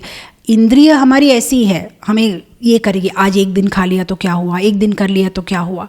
तो डिसिप्लिन जो है हमें रखना चाहिए। जो देखना चाहिए वही देखना चाहिए, जो खाना चाहिए वही खाना चाहिए, प्रसाद के सिवाय और कुछ नहीं लेना चाहिए। थोड़ी डिसिप्लिन जो है हमें लाइफ में मेंटेन करनी चाहिए। कोई कह सकता है कि मुझे फ्रीडम चाहिए, मुझे फ्रीडम वाली लाइफ चाहिए विदाउट एनी रेस्ट्रिक्शन, लेकिन प्रभुपाद कहते हैं this is the freedom of A street dog. रास्ता का जो कुत्ता होता है उसकी फ्रीडम है, वो जो चाहे कर सकता है, लेकिन बेचारे को रात को कोई गाड़ी के नीचे सोना पड़ता है, रास्ते में कभी खाना मिलता है कभी नहीं मिलता है। जिस कुत्ते का मालिक होता है शायद उसे फ्रीडम नहीं होती है, लेकिन उसे अच्छे पेडिग्री के बिस्किट मिलते हैं, उसे अच्छे टब में स्नान कराते हैं। तो हाँ, तो आपको क्या चाहिए? या आप जो हमें अभी रेस्ट्रिक्शन लग रहा है वो एक्चुअली हमारे भले के लिए है। जिस तरह से आप देखिए कभी कभी माताएं बच्चों को गोद में लेके शॉपिंग करती है, और बच्चे थोड़े बड़े हो जाते हैं ना, 3.5-4 साल के, बोलेंगे नहीं मुझे वॉक करना है, मैं कर सकता हूँ, मुझे नीचे उतारो, ऐसा करके वो लोग मतलब ये करते हैं। लेकिन फिर भी मदर ज़बरदस्ती पकड़ती है, क्योंकि उसे पता है शॉपिंग मॉल में बहुत रश है, कहीं बच्चा गुम ना जाए, तो उसके प्रोटेक्शन के लिए ही उसकी फ्रीडम को बांध दिया है। तो उसी तरह से हमें जो शास्त्र ने रेस्ट्रिक्शंस दिया है ये हमारी प्रोटेक्शन के लिए है, तो हमें इसे नाराज़ नहीं होना चाहिए, और इसका पालन करने से अल्टीमेटली हमारी रक्षा होगी। जिस तरह से कुछ कहा गया है कि देर रात तक बाहर में नहीं रहना, अनजान लोगों से नहीं मिलना, ऐसे कपड़े पहनना जिससे हम देखने में सुंदर लगे और लोग हमें आदर की दृष्टि से देखें। तो ऐसी छोटी छोटी चीज़ अगर हम पालन कर सके तो हम सुरक्षित रह सकते हैं। तो डिस्क्रिमिनेशन, डिसिप्लिन एंड डिटर्मिनेशन। हाँ, डिटर्मिनेशन लगेगा, कोई भी चीज़ अगर करनी है तो परसेवरेंस जो है होता है। कोई भी चीज़ जीवन में पाना है तो कष्ट करना पड़ता है। कोई चीज़ को बनाने में बहुत देर लगती है, तोड़ने में तो बस 2 मिनट का काम है। हम अभी जनवरी में अहोबिलम गए थे, पहाड़ी जगह है, और नव नरसिम्हा के दर्शन किए, और इतना मुश्किल लग रहा था जो नरसिम्हा के दर्शन करने के लिए हम गए। जब पहाड़ को चढ़ना पड़ता है तो बहुत मुश्किल, लेकिन आते समय तो उतरने में इतना आराम लग रहा था, बस फटाफट से हम उतर जा रहे थे। तो हर एक चीज़ ऐसी होती है, अगर कुछ अच्छा बनाना चाहते, कुछ अच्छा करना चाहते तो थोड़ी मेहनत करनी पड़ती है। तो डिटर्मिनेशन हमें रखना चाहिए। और last but not least, devotion. हर एक चीज़ में अगर हम भगवान की प्रार्थना करेंगे, भगवान को हमारे साथ रखेंगे, तो पुनादी जो बोलते हैं ना, फाउंडेशन हमारा इतना स्ट्रॉन्ग रहेगा, उसके ऊपर में फिर आप कितने भी स्ट्रक्चर्स बना लो, आपका बिल्डिंग स्ट्रॉन्ग रहेगा। लेकिन अगर भगवान ही आपके लाइफ में मिसिंग है, इवन अगर आप में सारी अच्छी क्वालिटीज़ है, patience, tolerance, compassion, mercy, enthusiasm, सब कुछ बेशक हो, लेकिन वो ज़ीरो है। जिस तरह से अगर मैं 1 0 0 0 0 लगाऊँ तो इसकी वैल्यू बढ़ती जाती है, लेकिन अगर मैं उस 1 को वहाँ से निकाल दूँ तो केवल 0 रिमेनिंग होगा। तो भगवान को जो है हमारे जीवन में ऐड करना है। अब ये सब सुनने के बाद में एक चीज़ आती है कि ठीक है, आप जो भी बोलते ठीक है, अच्छा है, लेकिन लोग क्या कहेंगे? आजकल के लोग ये सारी बातों को कौन मानता है, सब कितने मॉडर्न है। सबसे बड़ा रोग क्या कहेंगे लोग, ये लोगों की बात का कोई मायना नहीं रखता, क्योंकि जब आपके परिवार में जब पति पत्नी का झगड़ा होता है या आप दुखी है, तब कोई मदद करने नहीं आएगा। अगर छोटे छोटे नियमों का पालन करेंगे तो आप खुश रहेंगे। संसार के लोगों का क्या है, वो तो हर एक सिचुएशन में आपकी मजाक ही उड़ाएंगे। मुझे ये स्टोरी बहुत अच्छी लगती है। मेरे मदर मुझे बचपन में बताती थी कैसे एक पिता और पुत्र जो है एक गधे को लेके जाते मार्केट में बेचने के लिए, तो सारे बोलते कि पिता और पुत्र कितने बेवकूफ़ है, इस गधे को क्यों ऐसे चल के लेके जा रहे हैं, जब लेके ही जा रहे तो दोनों बैठ के जा सकते थे। तो लोगों की बात सुन के दोनों बैठ जाते हैं।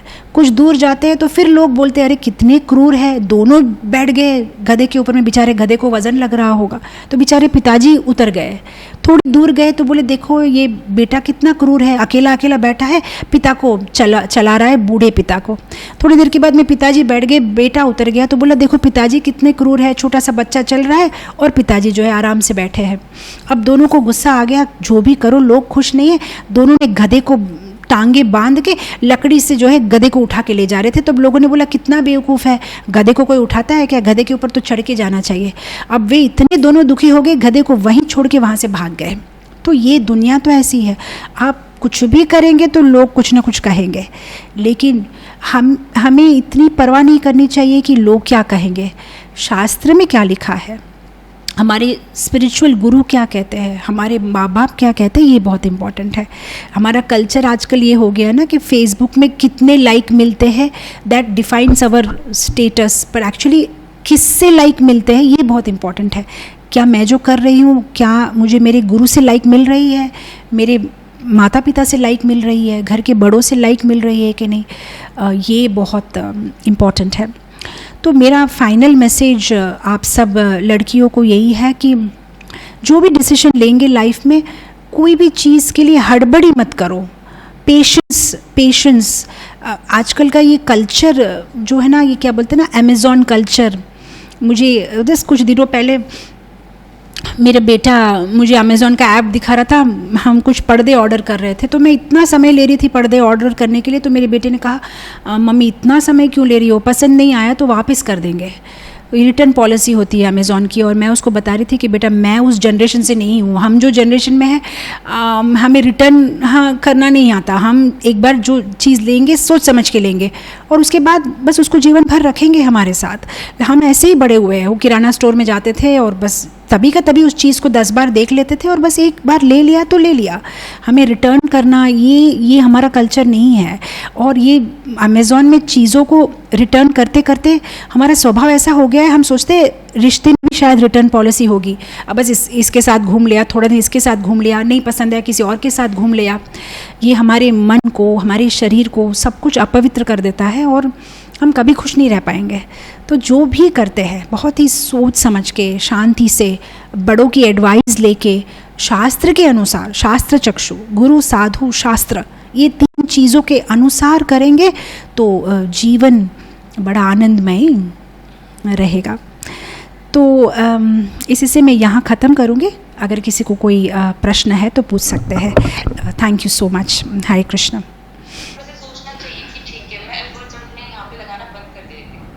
ओके, सो आपका ये प्रश्न है कि डिवोटी लड़के से शादी करनी है लेकिन पिताजी कहते हैं कि अपने कास्ट में शादी करो।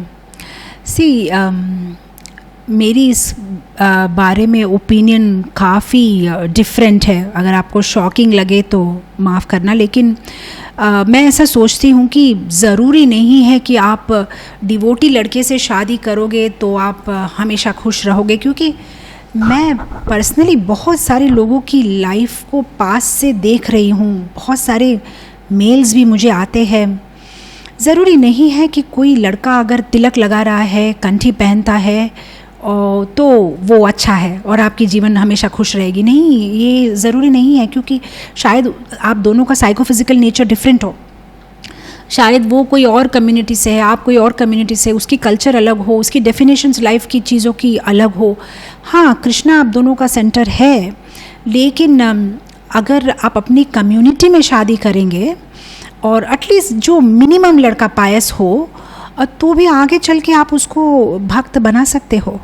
सो बहुत ज़रूरी सबसे उत्तम और आइडियल होगा अगर आपको आपके कम्युनिटी में डिवोटी मिल जाए, या कोई डिवोटी मिले जो आपके मदर या फादर जो है उसको पूरा स्क्रूटिनाइज करे और वे इकोनॉमिकली, फाइनेंशियली, हर चीज़ में आप लोग के समान हो, तो your life will be very beautiful. That would have been ideal.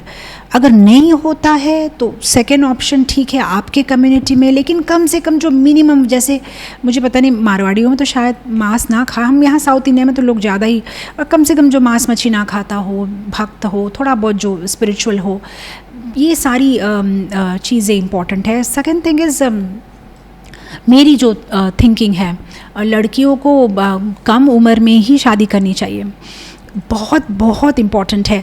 आप बेशक मुझे भला बुरा कहे कि क्या माता जी इतनी ओल्ड फैशन है, लेकिन मैं सोचती हूँ कि 20 साल मैक्सिमम 21 साल तक तो शादी हो जानी चाहिए, जैसे ही ग्रेजुएशन ख़त्म होती है, क्योंकि उसके बाद हमारी थिंकिंग बहुत इंडिपेंडेंट हो जाती है और दूसरे के साथ एडजस्ट होना बहुत मुश्किल है।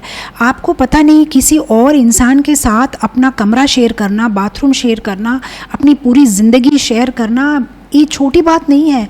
कि अभी शुरू में हनीमून टाइम तो बहुत सुंदर चला जाता है, लेकिन बाद में हर चीज़ में एडजस्ट होना पड़ता है। खाने की हैबिट, एसी का टेम्परेचर, टवल कहाँ रखेंगे, सॉक्स कहाँ रखेंगे, जूता क्या करेगा, इतनी सारी चीज़ें आपको एक इंसान के साथ एडजस्ट करनी पड़ती है। अगर वो आपके कम्युनिटी से हो तो काफ़ी हद तक आपको आराम मिल जाएगा, क्योंकि आपके फेस्टिवल सेम है, आपकी थिंकिंग सेम है, आपका कल्चर सेम है, आपका बैकग्राउंड सेम है, तो अब आपको दूसरी चीज़ों पे काम करने का समय मिलेगा। लेकिन अगर ये चीज़ ही अलग है तो फिर तो आपकी मतलब क्या है ना, पहले साइकिल चढ़ाओ, फिर सीखो, फिर बैलेंस करो, कब बैलेंस करोगे, कब चलाओगे, तब जाके तो सुंदरता देख पाओगे प्रकृति की। तो ये काफ़ी पेचीदा है। दूसरा बात, मैं आजकल देखती हूँ लड़कियाँ 30 साल तक शादी नहीं करती है, 30-35 साल।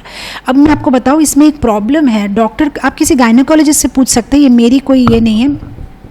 जैसे जैसे उम्र बढ़ती है ना, आपके हार्मोन्स डिप्लीट हो जाते हैं। उसके बाद में जो आपको बच्चा होगा ना, वो उतना हेल्दी नहीं होगा। फिर जो 30-35 इयर्स में शादी करते हैं ना, उसके बाद में फिर आधा टाइम तो आपका जीवन पेडियाट्रिशियन के कैबिन में ही चला जाएगा, क्योंकि हमेशा बच्चे को कोई ना कोई डिजीज़, कुछ ना कुछ प्रॉब्लम, कभी पेट दर्द, ये दर्द, वो दर्द, फिर आप सब समय डॉक्टर के पास लेके जाओ, लेके आओ, लेके जाओ, लेके जाओ।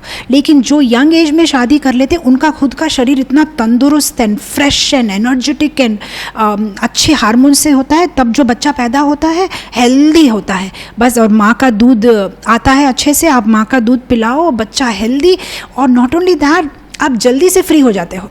जब जल्दी बच्चा हो जाता है, बच्चा बड़ा हो जाता है, और आपको भी आपके आध्यात्मिक जीवन में आगे बढ़ने का कितना समय मिलता है।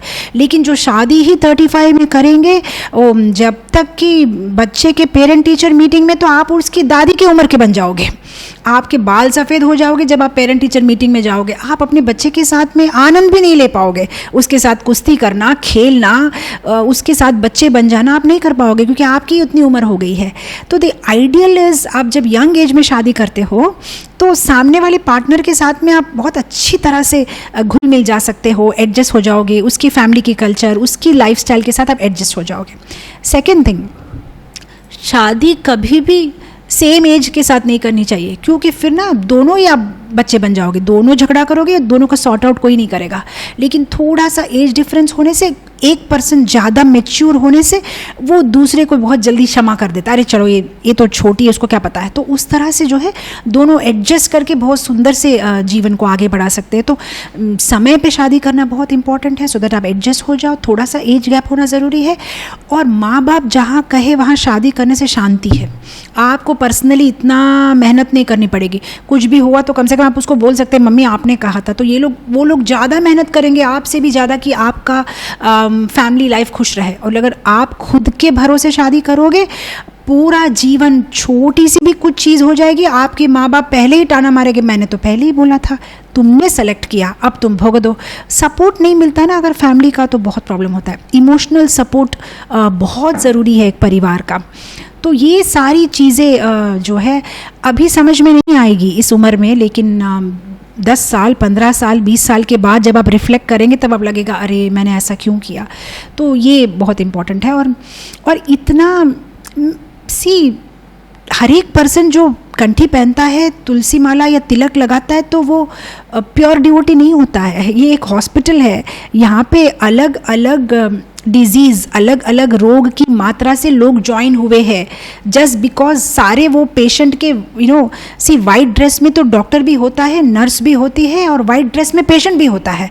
आपको कैसे पता चलेगा पेशेंट कौन है, डॉक्टर कौन है, नर्स कौन है? तो ऐसा नहीं कि तिलक पहन लिया, कंठी पहन लिया, बस ये भक्त है, इससे शादी करूँगी ना मेरे जीवन। मैंने बहुत सारे देख रही हूँ, भक्त के साथ शादी करने के बाद में इतनी मुश्किलों में है, क्योंकि उसका नेचर ऐसा था, पता ही नहीं था। बाद में पता चला कितना वायलेंस हो रहा है घर में, और कैसे वो बाहर में अच्छा से चैंटिंग करता है, संडे प्रोग्राम में मंदिर में भक्तों के साथ अच्छा रहता है, लेकिन अंदर में उसका कोई और ही स्वरूप है। तो ऐसे मैंने बहुत सारे केसेस देखे, इसलिए मैं तो ऐसा एडवाइस करूँगी कि आपके पेरेंट्स के सिवाय इस दुनिया में ऐसा कोई नहीं है जो आपको निस्वार्थ भाव से प्रेम करता है और जो आपका शुभचिंतक है, और उसका कोई और मतलब नहीं है, बस वो यही चाहते हैं कि आप खुश रहे। तो उनकी एडवाइस के अनुसार अगर आप जाएंगे तो बढ़िया होगा। और एक चीज़ मैं आपको बताऊँ, इवन अगर आपके पेरेंट्स आपको नॉन डिवोटी से शादी करवा रहे हैं ना, पेरेंट्स की ब्लेसिंग्स जो है बहुत इंपॉर्टेंट है। ब्लेसिंग्स इटसेल्फ एक चमत्कार है, उनके ब्लेसिंग से आधी तो आपकी समस्याएं जो है आपके गृहस्थ जीवन में सॉर्ट आउट हो जाएगी। एट द सेम टाइम मैं ये नहीं बोलूँगी आप पूरा ब्लाइंडली किसी जिसके साथ कहा। आजकल के पेरेंट्स भी ऐसे नहीं है, कितना इंडिपेंडेंस देते हैं, कितनी आपकी सलाह लेते हैं। ये पुराने ज़माने की कोई हिंदी फिल्म की स्टोरी तो नहीं है, ज़बरदस्ती आपको बिठा दिया किसी से शादी कराने के लिए। इनफैक्ट पूर्व में भी स्वयंवर होता था, लड़कियों को चॉइस दिया जाता था, लेकिन स्वयंवर में चॉइस था आप किस पे वरमाला डालोगे, लेकिन स्वयंवर में कौन आएगा वो पिताजी डिसाइड करते थे। स्वयंवर में जो 15 खड़े रहते थे वो 15 ही केपेबल थे। अब इसमें किस में भी तुम डालोगी माला, कोई प्रॉब्लम नहीं है, सबका बैकग्राउंड चेकिंग हो गया है। बस उसी तरह से थोड़ा सा पेरेंट्स पे डालना चाहिए, ठीक है। आप जहाँ कहेंगे वहाँ 2-3 चॉइस दे दो अच्छी वाली, कम से कम थोड़ा सा पायस है जो मुझे मंदिर जाने से मना ना करे, जिसमें थोड़ी भक्ति करेगा, तो बाकी का तो आप संभाल लेंगे। आगे जाने के बाद में आप प्रसाद खिलाएंगे, मंदिर ले जाएंगे, आप अच्छे से प्रेम से सेवा करेंगे तो सब ठीक हो जाएगा। ये मेरा मानना है।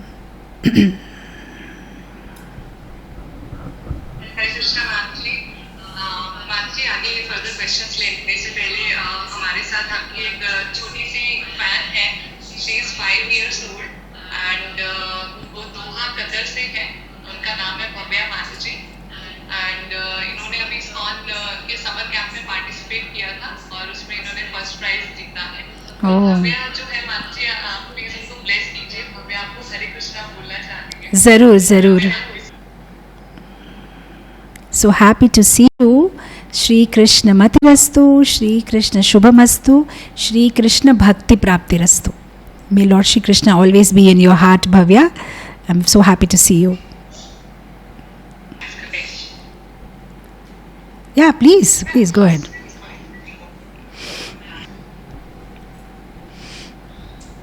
So आपका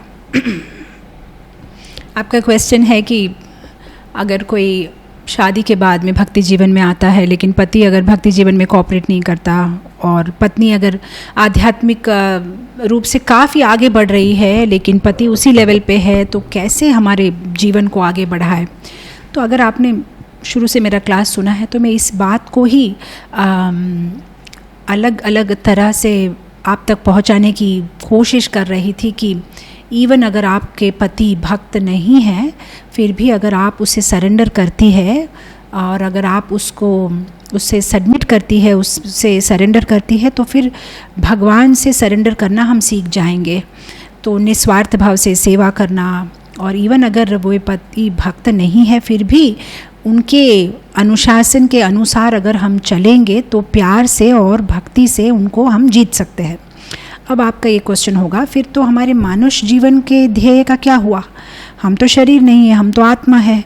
इस जन्म में ये हमारे पति है, पूर्व में तो वे हमारे पति नहीं थे, और आने वाले जन्म में पता नहीं कौन हमारे पति है। ये तो समहाउ बाय डेस्टिनी हम मिले हैं, तो क्या इस इंसान की वजह से मैं मेरा पूरा आध्यात्मिक जीवन खराब कर लूँ? सब जानने के बावजूद, इतने क्लासेस सुनने के बावजूद, भागवतम पढ़ने के बावजूद, इतना समझने के बावजूद भी अब क्या करूँ मैं? मेरा पूरा जीवन नाश कर दूँ, या उसको छोड़ूँ और अपने आत्मा पे, अपने आध्यात्मिक जीवन की यात्रा में आगे बढ़ूँ? अब यहाँ पे दो चीज़ है। अगर कोई आपका पति है तो आपके पूर्व के कर्म के अनुसार है, और कर्म से कोई भाग नहीं सकता है। अगर आप भागोगे भी तो फिर से आपको जो है दूसरा जन्म लेना पड़ेगा, फिर से वो आपका पति बन के आएगा, फिर से लेना पड़ेगा, जब तक कि आपके कर्म खत्म नहीं होते कर्म से कोई नहीं भाग सकता है। तो अगर आपके कर्म में लिखा है कि आपको एक नॉन डिवोटी के साथ में रहना है और वो जो कहता है वो सारे सुनना है तो सुनना है। ओनली डिफरेंस इज भक्त अपनी परिस्थिति से भागता नहीं है, वो परिस्थिति में भगवान की शक्ति से उस परिस्थिति को वो फेस करता है, बस यही डिफरेंस आएगा आपके लाइफ में।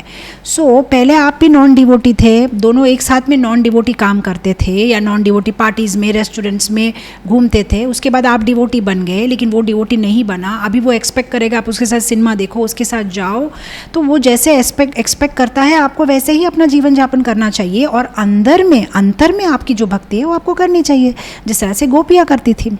गोपियों को भी भगवान को पास रासलीला में जाने के लिए अलाउड नहीं था, वो अपने घर के काम करती थी।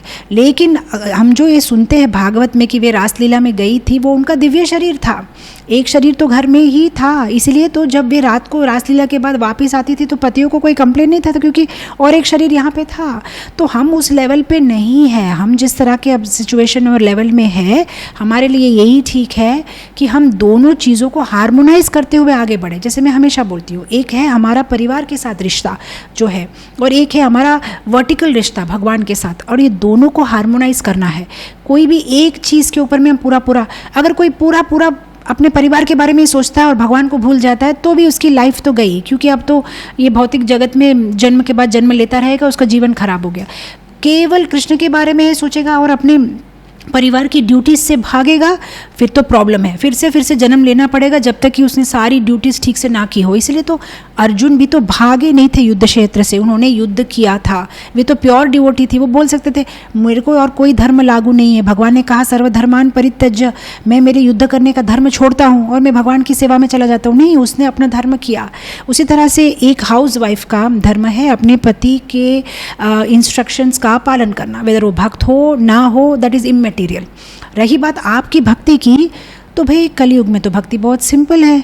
आप अपने हरे कृष्ण चैंटिंग करो, आपको तो कोई मना नहीं करेगा। आप अपनी 16 माला जप करना है करो, अगर आपको बोलने के लिए मना है तो मन में करो। आप अपना पूजा करो, आप जो प्रसाद बनाते हो भगवान को ऑफर करो। अगर आपको ऑफरिंग करने के लिए भी मना है तो जब खाना बनाती है वहीं गैस के ऊपर में ही भगवान को मन में याद करके ऑफर कर लो। तो बस आपको भक्ति तो सिंपल है, बस भगवान की कथा सुनना, आजकल तो वो भी अलाउड है। सब अपने अपने हर परिवार में लड़का लड़की फादर मदर सब अपने अपने सेलफोन में बिजी है। आप अपने सेलफोन में क्या करती है, आपका पति तो अंदर में जाके देख नहीं रहा है कि तुम क्या करते हो। तो कथा सुनो, प्रसाद लो, जप करो, हो गया आपका स्पिरिचुअल लाइफ कंप्लीट। बाकी वो क्या करता है वो उसका प्रॉब्लम है। तब आप ये सोच सकते हो कि वो एक जीव है, मैं एक जीव हूँ। मैं कोशिश कर सकती हूँ कि आप भक्ति में आइए, पर नहीं आता है तो कुछ नहीं कर सकते। उसके भी पूर्व की संस्कृति है, उसके भी पूर्व के कितने सारे कर्म उसने किए हुए हैं। उसकी सुकृति कब जागेगी तब वो भक्ति में आ पाएगा। प्रयत्न आप कर सकते हैं, प्रसाद खिलाओ, अपने आप प्रसाद खाते खाते भी शायद मन में कोई, लेकिन अपनी सेवा में, अपनी पत्नी धर्म में आप एक भी मिस्टेक नहीं आनी चाहिए। 100 आउट ऑफ 100 आना चाहिए। हर एक चीज़ जो बोलता है पालन करनी चाहिए। कभी भी नीची नहीं देखना चाहिए कि मैं तो भक्त हूँ, आई एम डिवोटी और वो तो नॉन डिवोटी है, ऐसी भावना कभी नहीं रखनी चाहिए। हमें डिमोनाइज नहीं करना चाहिए इस रिश्ते को। ये अग्नि के सामने जो ये रिश्ता में आप बंधे हैं, पति गुरु के समान होता है। वो आध्यात्मिक स्तर में जैसा भी हो, इसकी आज्ञा का पालन करते हुए जाना चाहिए और उसकी सेवा करनी चाहिए। जब सेवा करते हैं धीरे धीरे बदलाव आता है इंसान में, और अंतर्मुखी अंदर में भगवान को प्रार्थना करनी चाहिए। भगवान को तीव्र रूप से प्रार्थना करना चाहिए, ठाकुर जी मैं आपकी और भी सेवा करनी चाहती हूँ, और भी मंदिर जाना चाहती हूँ, मैं और कथा सुननी चाहती हूँ, मेरी मदद करिए। ये आप अगर करते रहेंगे सही समय पे भगवान उसको चेंज करेंगे। लेकिन अगर आप अपने आप से कोशिश करेंगे तो ये सब कुछ काफ़ी अलग दिशा में बदल सकता है और आपकी पूरी फैमिली लाइफ डिस्टर्ब हो जाएगी, फिर बच्चे भी डिस्टर्ब हो जाएंगे। उसमें अल्टीमेटली ना उसको कुछ मिलेगा ना आपको कुछ मिलेगा, क्योंकि अगर वो दुखी है, घर में सब कुछ दुखी है, तो भक्ति भी नहीं कर पाएंगे। आपके जप करते करते भी आपको लगेगा वो दुखी है, सास भी मुझसे दुखी है, कोई मुझसे खुश नहीं है, फिर आप डिप्रेशन में चले जाएंगे। सो सबको खुश रखना कि बहुत ज़रूरी है।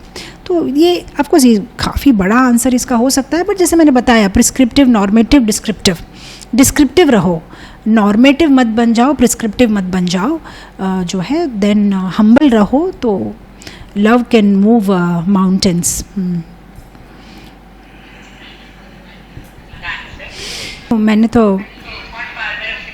मैंने अभी इसको एक्सप्लेन किया ना कि जिस तरह से दूसरा बच्चा होता है तो पहला बच्चा बहुत इनसिक्योर हो जाता है कि मम्मी अभी उसको ज़्यादा प्यार करेगी, मुझे नहीं प्यार करेगी। उस तरह से जब हम कृष्ण से प्रेम में पड़ जाते हैं तो फिर पति थोड़ा सा इनसिक्योर हो जाता है कि अभी वो कृष्ण को ज़्यादा प्रेम करती है, प्रभुपाद को प्रेम करती है, मुझे प्रेम नहीं करती है। तो इसलिए हमें बहुत केयरफुल रहना चाहिए, काफ़ी डेलिकेट और सेंसिटिव इशू है। तो इसलिए हर बार उनको भी उतना ही प्रेम और उतना ही रेस्पेक्ट, और इनफैक्ट हो सके तो पहले से ज़्यादा प्रेम दिखाना चाहिए, सो दैट वो और भी सिक्योर फील करे कि अच्छा, भक्ति में आने के बाद मेरी पत्नी मुझे और भी ज़्यादा प्रेम करती है, तो ये तो भक्ति बहुत अच्छा है, तो करो करो करो और भी भक्ति करो। तो ये मैंने ऐसा बहुत लोगों को काउंसिल करके देखा है ना कि after coming to devotional life ना, आई टेल देम कि ज़्यादा हम्बल, ज़्यादा ओबीडियंट। तो वो लोग बोलते कि माता जी, फिर हमारे पति बोलते कि कहाँ जाते हो तुम, क्या इस्कॉन में तो बहुत अच्छा सिखा रहे हैं, and they become so happy कि हमारी वाइफ में इतना चेंजेस आ रहे हैं। बट एक्चुअली सब लोग ना गलत कदम लेते हैं। वो क्या करते हैं, भक्ति में आने के बाद थोड़ा सा ज़्यादा एरोगेंट हो जाते हैं, थोड़ा सा ज़्यादा अपने आप को, मैं भक्त बन गई हूँ, तो उसमें पूरा डिस्टर्ब हो जाता है। उसके बदले में ज़्यादा विनयी बन जाना चाहिए कि इतना अच्छा चांस दे रहे हैं मुझे भक्ति करने के लिए मेरे हस्बैंड, तो और भी ग्रेटफुल, और भी थैंकफुल, एवरी मोमेंट उनको grateful, thank you so much, आप कितने अच्छे हैं। तो ऐसे अगर आप करेंगे तो पूरा परिवार का एटमॉस्फेयर भी बहुत सुंदर रहेगा, और उनको भी अच्छा लगेगा कि मेरी पत्नी जो कर रही है उससे मेरी वैल्यू और भी बढ़ रही है। She is not making me feel low, she is appreciating me more than before. और वो आपको ज़रूर एंकरेज करेगी कि भाई क्या पढ़ती हो, पढ़ते रहो, इसके बाद तुम्हारा बिहेवियर काफ़ी चेंज हो गया है। भक्ति में आने के बाद अगर सब्जी में नमक डालना भी भूल जाएंगे ना, तो उसका दोष भी प्रभुपाद जी को जाता है। कहेंगे, बोलेंगे अरे देखो, ये भक्ति में आने के बाद ये तो कोई ठिकाना नहीं है खाने का, पहले तो कैसे बनाती थी, अब क्या बना रही हो। अगर थोड़ा सा एक टवल या कोई नैपकिन भी सोफा पे रह गया ना, बोलेगा अभी देखो भक्ति में आया, घर एकदम पहले तो कितना नीट एंड क्लीन रहता था। सो एक्चुअली ऐसा होता नहीं है, लेकिन अब जानबूझ के वो हर चीज़ में दोष देखेंगे, because he is so insecure कि वो किसी और को इतना मान क्यों देती है, इतना प्यार। तो अब हर चीज़ में गलतियाँ निकालने की कोशिश करेंगे। तो ये गेम है, and you should know to play the game. ये गेम खेलना आना चाहिए आपको, you should be expert player. अब तो गलती निकालने की और भी चांस नहीं देनी चाहिए, अब तो पहले से भी ज़्यादा हर चीज़ ठीक करके दिखानी चाहिए।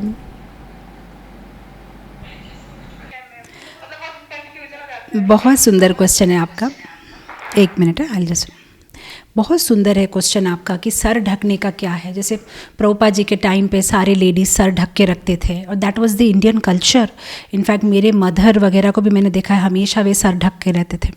But the only thing is, हमारा जो ये प्रीचिंग मूवमेंट है, हम लोग क्या करते हैं, अनुकूलस्य, जो कृष्णा भक्ति में फेवरेबल है उस चीज़ों को अपनाते हैं।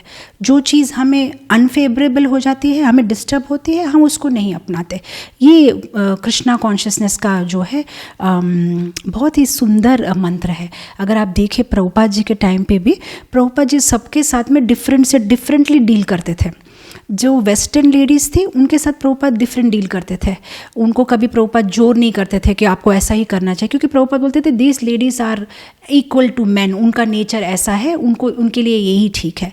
जो इंडियन लेडीज़ थी उनको प्रभुपाद जी अलग से ट्रीट करते थे।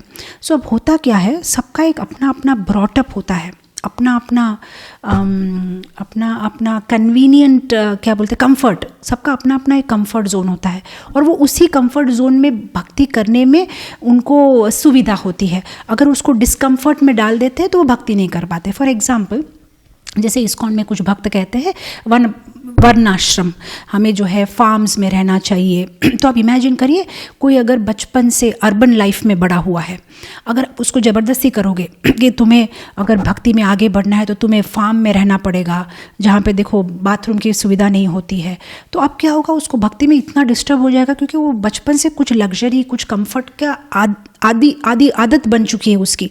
अब उसको रूरल लाइफ में एडजस्ट करने के लिए बोलने से उसका भक्ति तो पूरा जो है कूड़ा में जाएगा, और वो आधा टाइम बाथरूम कैसे जाओ, ये लुंगी कैसे पहनूं, सब डिस्कम्फर्ट हो जाएगा। तो इसीलिए ये बहुत ज़रूरी है हमारा कंफर्ट क्या है, क्योंकि the whole point is Krishna consciousness. आज हम जो भी कर रहे हैं it's to facilitate our Krishna consciousness. अगर कोई चीज़ कृष्णा कॉन्शियसनेस में फैसिलिटेट नहीं कर रही है तो हम उसे छोड़ सकते हैं with the permission of our guru. आप गुरु से पूछ सकते हो, वे मुझे ये इनकन्वीनियंट हो रहा है तो क्या मैं ऐसा कर सकती हूँ, तो उसके अनुसार हम चल सकते हैं। जैसे फॉर एग्जांपल, जैसे हम जहाँ पे रहते हैं विशाखापट्टनम में, ऑलमोस्ट ऑल यहाँ पे 80% ह्यूमिडिटी होती है, बहुत ज़्यादा। आप जैसे बाहर नहा के बाहर निकलोगे तो विदिन 10 मिनट्स पूरे बॉडी एकदम पसीना पसीना हो जाता है।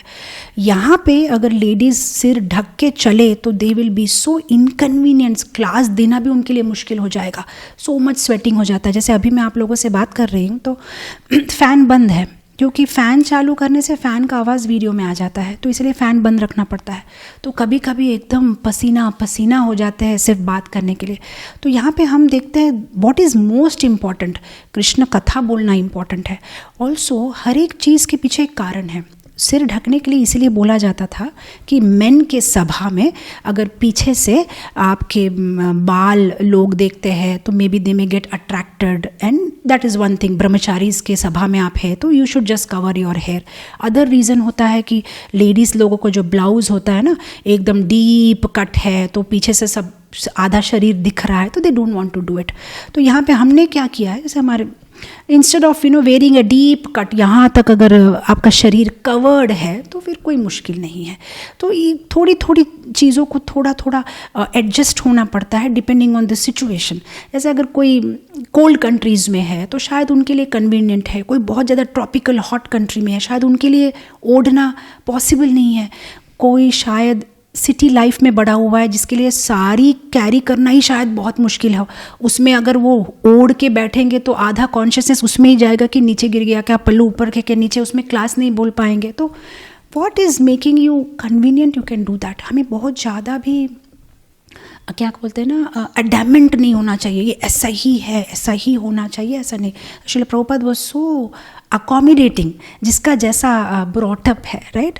सो हो सकता है किसी लोगों के लिए सर ओढ़ना में become a such a big headache कि जब से ज़्यादा क्लास से ज़्यादा उसी में कॉन्शियस हो जाएंगे। So that's the whole point.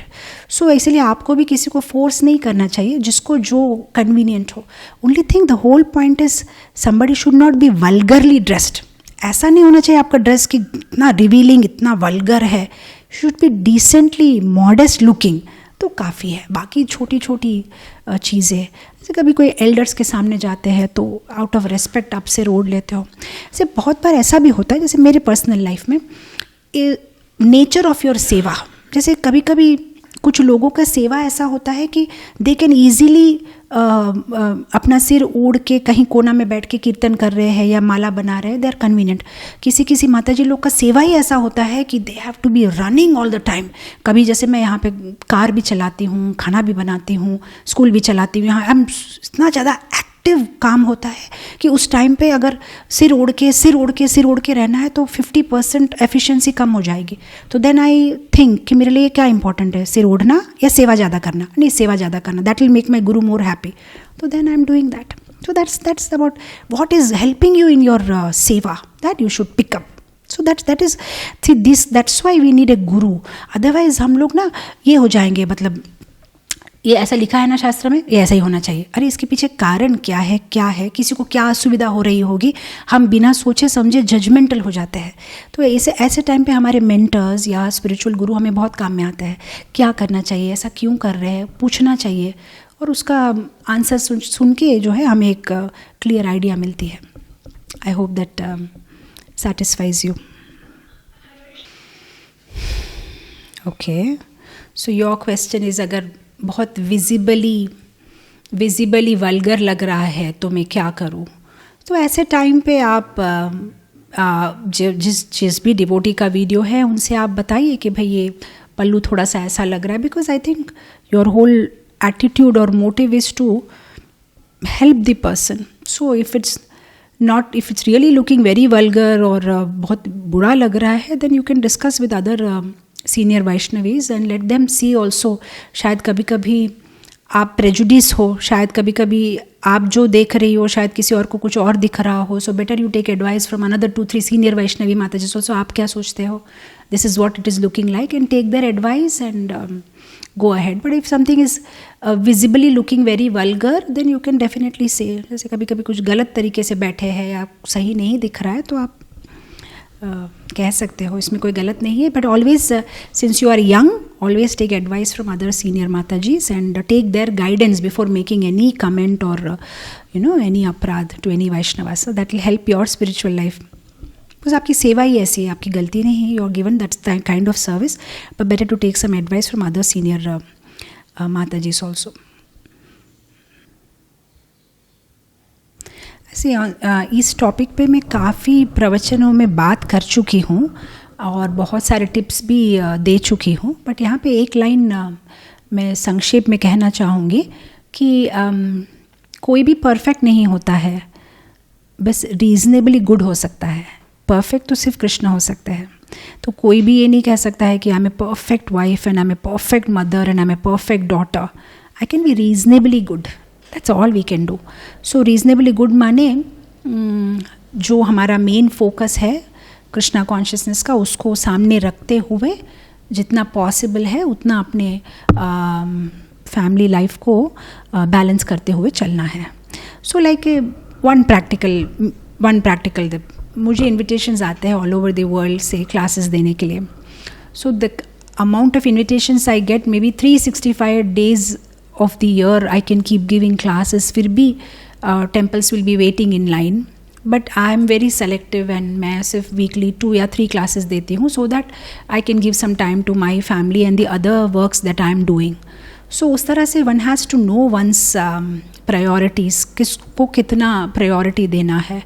Because Bhagavat में वगैरह जो भी लिखा है वो सब स्टैंडर्ड्स मॉन्क के स्टैंडर्ड है, मतलब ब्रह्मचारीज के स्टैंडर्ड है. पर एक्चुअली हम तो गृहस्थ है, तो हमारी अपनी रेस्पॉन्सिबिलिटीज़ है. तो अगर कोई आप ही कंप्लेन कर सकता है कि अगर आपको प्रचार करने का चांस मिल रहा है, लोग सुनना चाहते हैं, फिर भी आप क्लासेस नहीं देते हैं, सिर्फ 2-3 ही देंगे, तो क्या आप कृष्णा कॉन्शियसनेस को जस्टिस कर रही है? हाँ, क्योंकि मेरी बहुत सारे धर्म है. एक तो निमित्तिक धर्म है, नित्य धर्म है, और हर एक चीज़ को मुझे बैलेंस करके चलना है. तो आई एम सेलेक्टिव. मैं वीकली इतने ही दे सकती हूँ, उससे ज़्यादा नहीं कर सकती. मैं यही कर सकती हूँ, उससे ज़्यादा नहीं. सो ऐसे मैंने कुछ रूल्स बना लिए हैं. जैसे भक्ति विनोद ठाकुर कहते हैं 8-8-8. तो वैसे अपनी 16 राउंड्स कंप्लीट करने के लिए भी टाइम, और वांचन का टाइम, और प्रसाद लेने का टाइम, और रेस्ट का टाइम, ऐसा हमें बैलेंस करना है. एट द सेम टाइम ये नहीं कहूँगी कि मेरा हमेशा परफेक्ट बैलेंस है. हमेशा बैलेंस थोड़ा सा ऐसा होता रहता है, बट कोशिश ये है कि उसे वापस लाने का. सो कॉन्शियसनेस और अवेयरनेस लेवल है. हाँ, ये इधर जा रहा है, चलो इसको थोड़ा और करो, इसको बंद करो, इसको ऐड करो. बस ये ऐसा बैलेंस चलता रहता है. जिस तरह से एक पायलट एयरक्राफ्ट को जब चलाता है बॉम्बे से चेन्नई, ऐसा नहीं कि वो हमेशा सीधी लाइन में करेक्ट चला जाता है. बार बार प्लेन इधर जाता है, उधर जाता है, और बार बार प्लेन को वो वापस लाता है. तो बस हमारा जीवन भी ऐसा ही होता है. बैलेंस मतलब ऐसा ही होता है. कभी कभी कुछ क्लासेस ज़्यादा हो गए, कभी कुछ ये हो गया, बस उसको बैलेंस करते जो है लाइफ को आगे बढ़ाते हैं. ऑल्सो बहुत ज़्यादा कॉपरेशन है मेरे फैमिली में, मेरे हस्बैंड का, और व्हाट्स द एको कमिंग, मेरे हस्बैंड का और मेरे बच्चों का बहुत ज़्यादा योगदान है मेरे आध्यात्मिक जीवन में. और एक्चुअली लोग मानेंगे नहीं, लेकिन मैं प्रवचन देना नहीं चाहती हूँ और मेरे हस्बैंड फोर्स करते हैं. तो आज भी किसी बात पे हमारा ये हो रहा था, तो he says no, how can you stop, you have to continue, this is your service. कभी कभी जैसे मैं बहुत सारे और भी मेरी बहुत सारी सेवा है इस मंदिर में, तो हमारा ऐसा ये है. तो ही ऑलवेज एनकरेजेस मी कि नहीं, यू हैव टू इनफैक्ट मेरा जब स्केड्यूल बनता है तो वो मुझे फोर्स करते हैं कि और एक क्लास ऐड कर लो, और एक क्लास ऐड कर दो. तो ऐसा है. और मेरे बच्चे बहुत ज़्यादा कोऑपरेटिव है एंड हाईली कोऑपरेटिव. मैं बहुत बार ये क्लासेस में भी कह चुकी हूँ कि मेरा बेटा कहता है कि सबकी माँ तो सिर्फ उनकी माँ होती है, आप पूरी दुनिया में कितने लोगों की माँ है, तो मैं कितना प्राउड हूँ जब मैं आपको देखता हूँ। तो मेरे बच्चे बिल्कुल मतलब कभी कभी जैसे शायद कुछ समय जो उनको देने का होता है शायद मैं उस टाइम पे उधर ना हूँ, कभी कोई ऑफ कोर्स आजकल तो लॉकडाउन के वजह से काफ़ी सुविधा है घर में बैठ के जूम, लेकिन पहले तो जैसे क्लासेस है, कोई कॉलेजेस में सेमिनार है, तो they are very cooperative and always feeling so happy कि नहीं ठीक है, whatever time you are giving us that's quality time and we are satisfied. So मेरे घर का परिवेश ही ऐसा है, the whole family is very sweet and cooperative and specially my husband is such a big support, always pushing me for कि नहीं you should give more classes and also it's a blessing of the Lord.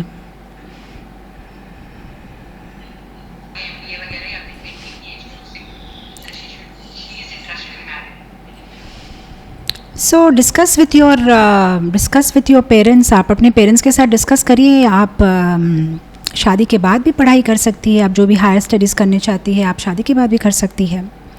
से actually कहते हैं कि behind every successful man there is a women, but I feel behind me, मेरे success के पीछे मेरे हस्बैंड का हाथ है, is behind my success, because जैसे मैंने मेरे शादी के बाद किया मेरी PhD, मेरी जो भी डिग्रीज आप देख रहे हो, and it was such a big support. In fact मैं करना नहीं चाहती थी PhD और उन्होंने मुझे बोला कि नहीं, when you have the talent you do it, तुम आगे पढ़ो। So he was the one who was pushing me और ज़बरदस्ती मुझसे जो ये डॉक्टरेट करवाया। तो you can always study after marriage also if you just get the right partner. So you can discuss with your parents कि हाँ ठीक है, अगर आप चाहते हो कि मैं आगे पढ़ूँ तो हाँ मैं पढ़ूँगी, शादी के बाद भी तो पढ़ सकती हूँ, select a nice boy for me. और मैं अगर आप पढ़ाई में बहुत अच्छी है और आप पढ़ना चाहती है तो आप शादी के बाद भी पढ़ सकते हो। So if you do early marriage will be free early. जैसे अभी आप देखिए in my life, my elder son is 20 now, so I am free now, I am getting more time for Krishna consciousness, but those who have late marriages, they'll be still busy taking care of the toddlers and children. So and see age से maturity आती है, so now at the right time जब बच्चे बड़े हो गए हैं then you have more time for Krishna consciousness, and when you are young and energetic आप अपनी पूरी energy बच्चों को बड़े करने में use कर सकते हो। तो that's my advice, you can discuss with your parents. Okay. Should girls do job after marriage? Controversial question. कि दोनों भाग से मैं आंसर दूंगी तो कोई ना कोई तो नाराज़ होगा, बट मेरी ओपिनियन दे शुड नॉट। मैं पर्सनली नहीं प्रेफर करती हूँ कि हालांकि मैं खुद स्कूल चलाती हूँ बट मैं जॉब नहीं करती हूँ, मैं किसी के नीचे काम नहीं करती हूँ। मेरे नीचे बहुत सारी लेडीज़ काम कर रही है। मेरा स्कूल एक ऑल फीमेल जोन है जहाँ पे सिर्फ हाउसवाइफ्स जो है काम कर रही है। बट नाउ सी, ये आपने जो क्वेश्चन पूछा है इसका मैं 2 लाइन में आंसर नहीं दे सकती, ये बहुत बड़ा टॉपिक है। फर्स्ट थिंग इज़, अगर ज़रूरत नहीं है तो मत करिए। अगर आपके हस्बैंड काफ़ी कमा रहे हैं तो मत करिए, आप एक सुंदर सा घर का वातावरण बनाइए।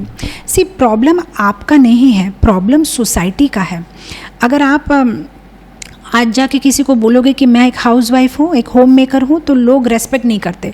अच्छा, तो आप सिर्फ घर चलाते हो। एक्चुअली घर चलाना itself is such a big business. अगर उसको अच्छा से किया जाए तो कितने सारे काम होते हैं, लेकिन सोसाइटी ने ऐसा बना दिया है सिचुएशन। सोशल मीडिया ने वर्किंग लेडीज़ को बहुत क्या ऊँचा स्थान दे दिया है कि कोई काम करता है बाहर मतलब कितना स्मार्ट है, और कोई आप घर में है, आप हाउसवाइफ है, उस तरह से बिहेव करते। तो इसलिए वो प्रेशर की वजह से कुछ लोग काम करते हैं। कुछ लोग काम करते उनकी ज़रूरत है, सच में ऐसी सिचुएशन है लाइफ में कि नहीं काम करेंगे तो नहीं होगा, दोनों पति पत्नी को काम करना ही पड़ेगा। कुछ लोन्स है, कुछ है। कुछ लोग काम करते हैं शौक से, और कुछ लोग इसलिए काम करते हैं क्योंकि उनके पास इतना ज़्यादा फ्री टाइम है, अगर नहीं करेंगे तो they will be wasting time. जैसे पहले के ज़माने में क्या होता था, जैसे बच्चों का गुरुकुल सबके लिए नहीं होता था। जैसे भगवान राम गए थे, कृष्ण गए थे, लेकिन हर एक पर्सन गुरुकुल नहीं जाता था, घर में ही माताएं पढ़ाती थी। अब क्या होता है, बच्चे स्कूल चले जाते हैं और हर एक बच्चा स्कूल जाता है, किसी का होम स्कूलिंग नहीं होता है, एवरीबडी गोज टू स्कूल। और मिक्सी आ गया, ग्राइंडर आ गया, वॉशिंग मशीन आ गया, सर्वेंट्स आ गए, गैजेट्स आ गए, काम इतना आसान हो गया है कि अभी घर का काम तो आधा 1 घंटा में फ्री हो जाता है। फिर अगर कुछ करने के लिए नहीं है तो पूरा दिन टीवी या तो यूट्यूब या तो ऐसे करके टाइम वेस्ट कर देते हैं, अपनी पूरी टैलेंट्स, इंटेलिजेंस, बुद्धि को आइडल बना देते हैं। तो फिर मन में ख्याल आता है कि अरे ऐसे आइडल बनाने के बदले में चलो जाके कहीं काम करने से ही अच्छा है, कुछ तो करेंगे, कुछ तो लाभ होगा। सो ऐसा अलग अलग लोगों की अलग अलग ज़रूरत है। अगर अब कोई सोचता है कि नहीं मैं बोर हो जाती हूँ, घर में करने के लिए कुछ नहीं, तो आजकल तो बाबा ऑनलाइन भी इतने सारे काम है। आप प्रभुपाद जी के लेक्चर्स ट्रांसक्रिप्शंस कर सकते हो, आप बहुत सारे सेवा कर सकते हो, क्लासेस सुन सकते हो, क्लासेस दे सकते हो। ये सब भक्तों के लिए, जो भी नॉर्मल है अभी अभी भक्ति जीवन में है, उनके लिए भी कम से कम एक चीज़ हम कर सकते हैं केयरफुली कि हमारी वर्क टाइम अगर करना ही है काम, तो वर्क टाइम ऐसा रखो कि ज़्यादा स्ट्रेन, ऐसा नहीं कि सुबह जाएंगे तो रात को आएंगे, हाफ डे काम कर लिया so that you are back home, बच्चे स्कूल से आए उसके पहले आप घर पहुंच गए हो, और आप इतने ना थक जाओ, इतने ना ड्रेन हो जाओ कि फिर घर में एक नैपकिन भी यहाँ से यहाँ रखने की शक्ति ना बचे। उतना मत करो, just do it in a balance way. So थोड़ा बहुत जो 2-4 घंटे फ्री है, कुछ मैंने यूटिलाइज़ किया। At the same time make sure आप सही एटमॉस्फेयर में, सही जगह पे काम करते हो, जहाँ पे आपको अब्यूज़ ना हो, कोई आपका गलत फ़ायदा ना उठाए, आप एक सेफ एनवायरनमेंट में काम करो। सो फर्स्ट प्रायोरिटी, काम मत करो, घर में रहो, मेक अ ब्यूटीफुल हैम। नहीं करना ही है, फ्री टाइम है, ऑनलाइन कोशिश करो, घर से वर्क करने की कोशिश करो, नहीं होगा पार्ट टाइम करो, नहीं पूरा करना है कम से कम सेफ एटमॉस्फेयर में करो। ऐसे जगह में मत करो जहाँ पे आपका मन, आपका शरीर, सब कुछ अपवित्र हो जाए और ऐसे लोगों का आपको संग लेना पड़े। सो जैसे हमारी स्कूल में divine touch all ladies zone है, एक्सेप्ट जो हमारा ड्राइवर होता है स्कूल के बच्चों को लेके आता है, बाकी सारे लेडीज़ एटमॉस्फेयर में काम करते हैं और सब हाउस वाइफ्स है। और जो भी हाफ डे स्कूल है तो 9 बजे आते हैं एंड 12 साढ़े 12 बजे तक तो they all go back home. तो 2-3 घंटा बच्चों के साथ में वो स्पेंड करते हैं। तो जो भी उन्होंने पढ़ा है उनकी स्कूल कॉलेज में वे जो है बच्चों को पढ़ाते हैं और लव एंड अफेक्शन देते हैं, अच्छी स्पिरिचुअल वैल्यूज़ सिखाते हैं, and then they safely go back home. और ये छोटा सा शहर है, बॉम्बे, दिल्ली, चेन्नई जैसा नहीं है। वो अपने घर से स्कूल आने के लिए 20-25 मिनट लगती है, स्कूटर में आ जाते हैं और 20-25 मिनट में घर चले जाते हैं। तो इट्स ब्यूटीफुल एटमॉस्फेयर। तो वैसा कुछ है तो बस ठीक है। बट आजकल ये जो बॉम्बे, चेन्नई, दिल्ली में तो जाओगे 2 घंटा, आओगे 2 घंटा, फिर ड्रेन हो जाते हो। फिर ऑफिस में, कॉर्पोरेट ऑफिस में काम करोगे तो उसका स्ट्रेस इतना ज़्यादा, फिर एक डिप्रेशन में चले जाते हैं, डेडलाइंस होती है। तो वर्क भी आपका कैसा वर्क है ये भी देखो, what kind of occupation women के लिए जो सूटेबल है, ऐसा ऑक्यूपेशन सेलेक्ट करो। जैसे टीचिंग करना, teaching is a noble profession, किसी को पढ़ाना ये तो एक नेचुरली वुमेन को आता है पढ़ाना, है ना, बात करना। तो ऐसी कुछ अच्छा प्रोफेशन सेलेक्ट करो जहाँ पे आप सेफ एनवायरनमेंट में रह सको। ओके, ऑल राइट, काफ़ी देर हो चुकी है, यहाँ पे ख़त्म करते हैं। कृष्णा कृष्णा कृष्णा लगे, सब कृष्णा कृष्णा कृष्णा लगे, सब कृष्णा कृष्णा कृष्णा लगे, सब कृष्णा